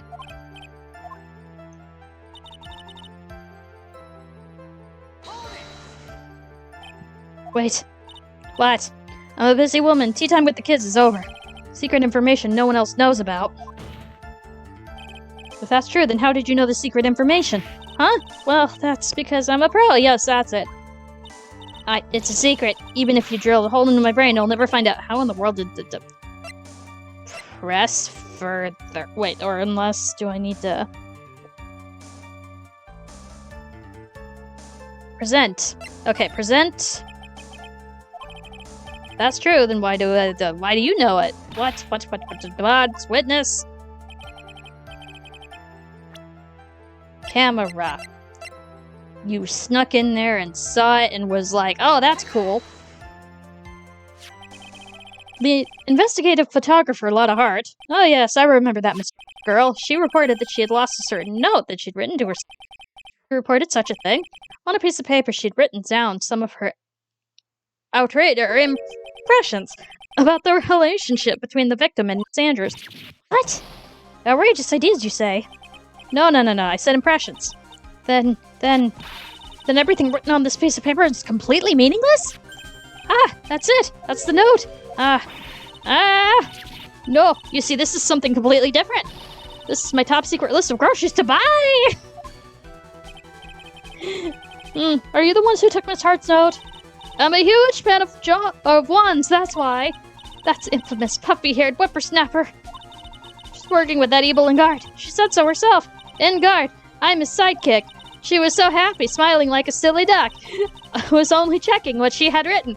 Oh, you are lying through the seat of your pants. You believe me, don't you? No. Don't drag me into this. I was only trying to help out like an angel that I am. I'm the only little piece of paper. I've never taken anything else before. You really should come with a supply of cheese to match your vintage wine. Well, it's only a piece of paper. I suppose we can overlook just this once. Judge, no! She looks like she's really sorry. Should I forgive her? No. Pile on more pressure. If I let up on her now, she'll just get away. But I have to find some way to inflict a deafening blow to the prosecution. Witness, you said that the only thing you stole was that note. Is that correct? That's not correct, because the camera was also missing. Stolen? Why don't you listen more carefully, you annoying brat? I saved this piece of paper from the terrible, lonely trash can, that is all. You're lying, damn it, I can prove it! Are you putting credibility on your scrutiny again? Yes, Miss Old Bag. I don't believe that note was the only thing you took, because the camera was also attached to it. Let's go! This old bag! That note was with the camera, inside its case, wasn't it? A camera? Yesterday, Lotta Hart was raising a huge stink over her camera. She kept saying something like, my sweetie, $1,600 camera disappeared on me. Why? Witness! What is it, Gramps? You have that note, then. It's only logical that you have the camera, too. Grr. Looks like you found me out again, Sonny. Is this the camera you're looking for? Ah, that's... What? Even though it looked like this, I'm still a person you know. Even though I look like this, I'm still a person you know. I still eat meals like you. I fall in love and borrow things from people. Borrow in quotation marks. I think your definition of borrow is a little off. I saw that woman's business card, and that's when I noticed it said, Slime Bag Celebrity Photographer Extraordinaire. Well, when I saw that, I had to know what sort of picture she'd taken. I'm a professional security guard. It's my business to know these things.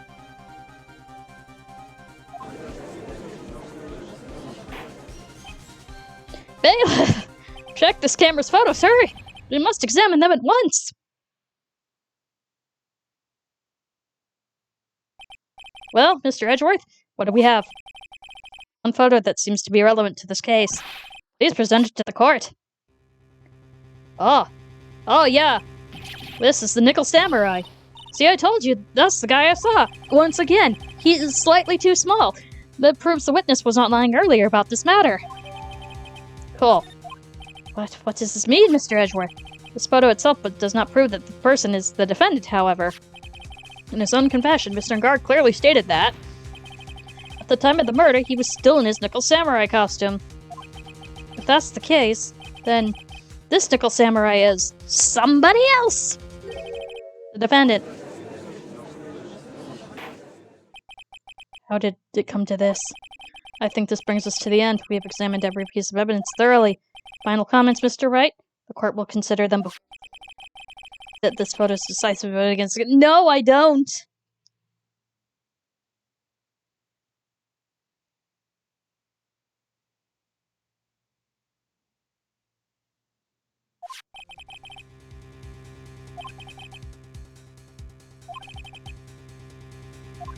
Okay. This photo, Lotta took theirs. Something strange with it. Alright, but hold on. Let me double check this. Yeah, feet area. Yeah, too small. Something wrong with this photo. I knew this was coming. Your thoughts? I think we can agree that it's nothing strange. There's no way.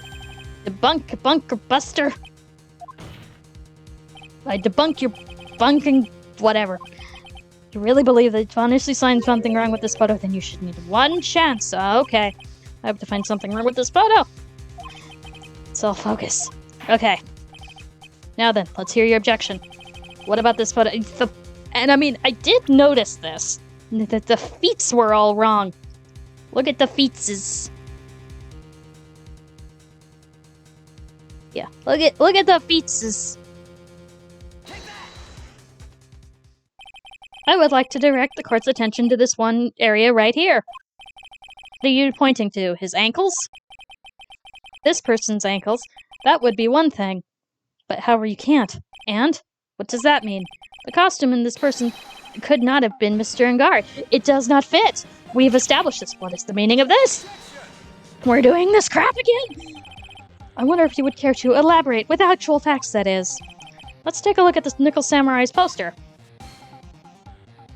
Look at him be please pay particular attention to the area around the bottom of the Hakama.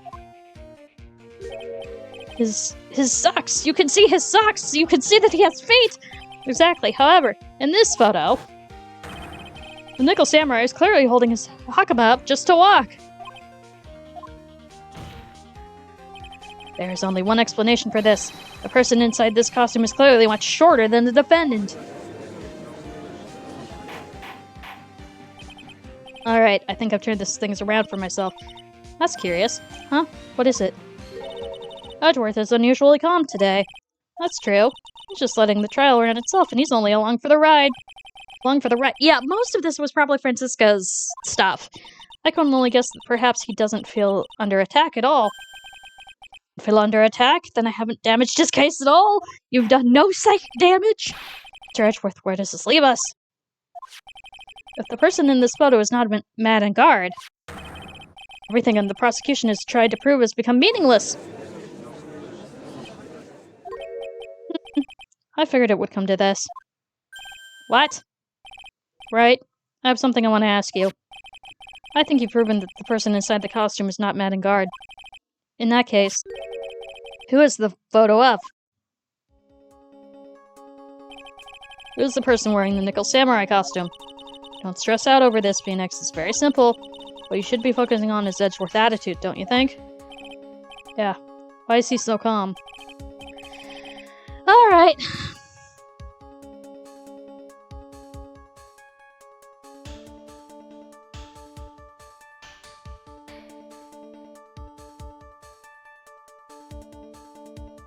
Alright, let's go with that. Boop.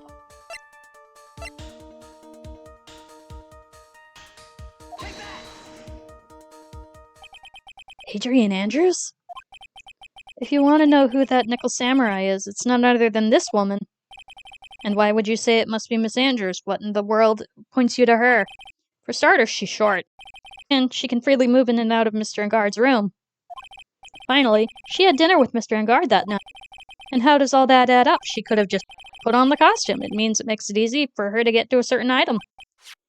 A certain knife with Mr. Engard's fingerprints all over it. The knife that was used as the murder weapon. Why don't you just say what you want, right? I have to do this now. This is my last chance to turn things around. The defense moves to indict Miss Adrian Andrews in the murder of Juan Cordia. I am getting so tired. It was Miss Andrews who tried to frame the defendant for the crime. I am losing the ability to read. Order, order, order. Looks like the trial has hit the most unexpected development. Mr. Edgeworth. Yes, Your Honor. The court is issuing a subpoena for Miss Adrian Andrews. Verdict cannot be passed without first hearing her testimony. Alright, this is it. This is kind of bad for us. Huh? What do you mean? If Adrian Andrews is summoned to court as a witness, it means that the trial will go on for another day. One more day. Ugh! If I don't get a verdict today, then Now then, we shall set Miss Andrews' testimony for tomorrow. What am I supposed to do? Raise an objection, probably. It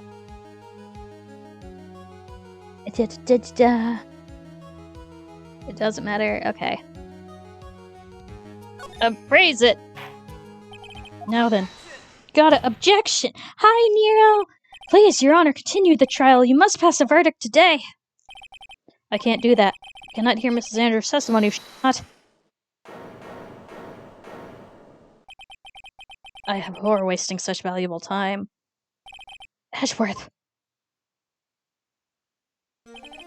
Your Honor, I request that you please continue with today's trial. But we cannot continue due to this unexpected development. Tisk tisk, unexpected development? I think you underestimate me, Your Honor. And what do you mean by that? That Mr. Phoenix Wright would slave his way into subpoenaing Miss Adrian Andrews at all. Happening according to plan, even if Wright was a bit slow to catch on. What? What? What is the meaning of your statement, Mr. Edgeworth? Miss Adrian Andrews is currently waiting in the prosecution's lobby. She's the next witness. Everything was planned out in advance by that man! Of course it was! He's been playing 4D chess this whole time! Somehow, I knew there was no way Edgeworth would overlook Miss Andrews. Looks like this battle is far from over. But this dream is coming really close. Exactly! Very well. We will call the next witness. However, before we proceed, we shall take a 10-minute recess. Thank you! Please prepare your witnesses in that time, Mr. Edgeworth. The court will now take a 10-minute recess, and this is where we will save and we will call it. Oh my gosh. Did it! How many more subsections are in this case? Probably a lot, because it is the last trial of the thing. Alright. 1, 2, 3, 4, 5. 5 more parts to do. Okay. But for now, we're gonna save our progress. And we're gonna find somebody to raid. I do have somebody in mind that I don't usually get to raid because usually I don't stream on Saturdays. But thank you all for coming. This was fun. Okay, so we will exit out of this. And go to the ending screen. I appreciate you all for coming. Let's see here.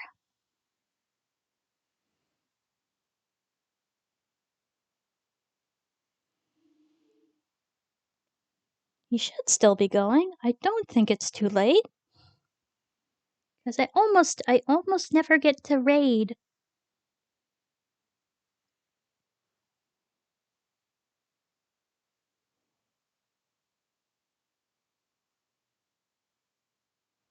So we're gonna do our usual lawyer shenanigans.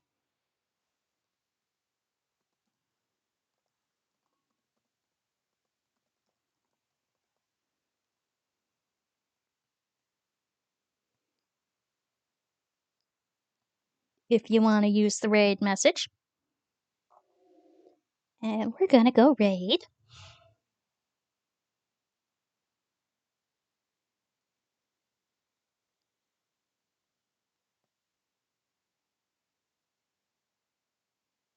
So many friends are going today. Yay! Okay, we're gonna go raid Kaito, who was here earlier. So have fun. He's Zelda-ing.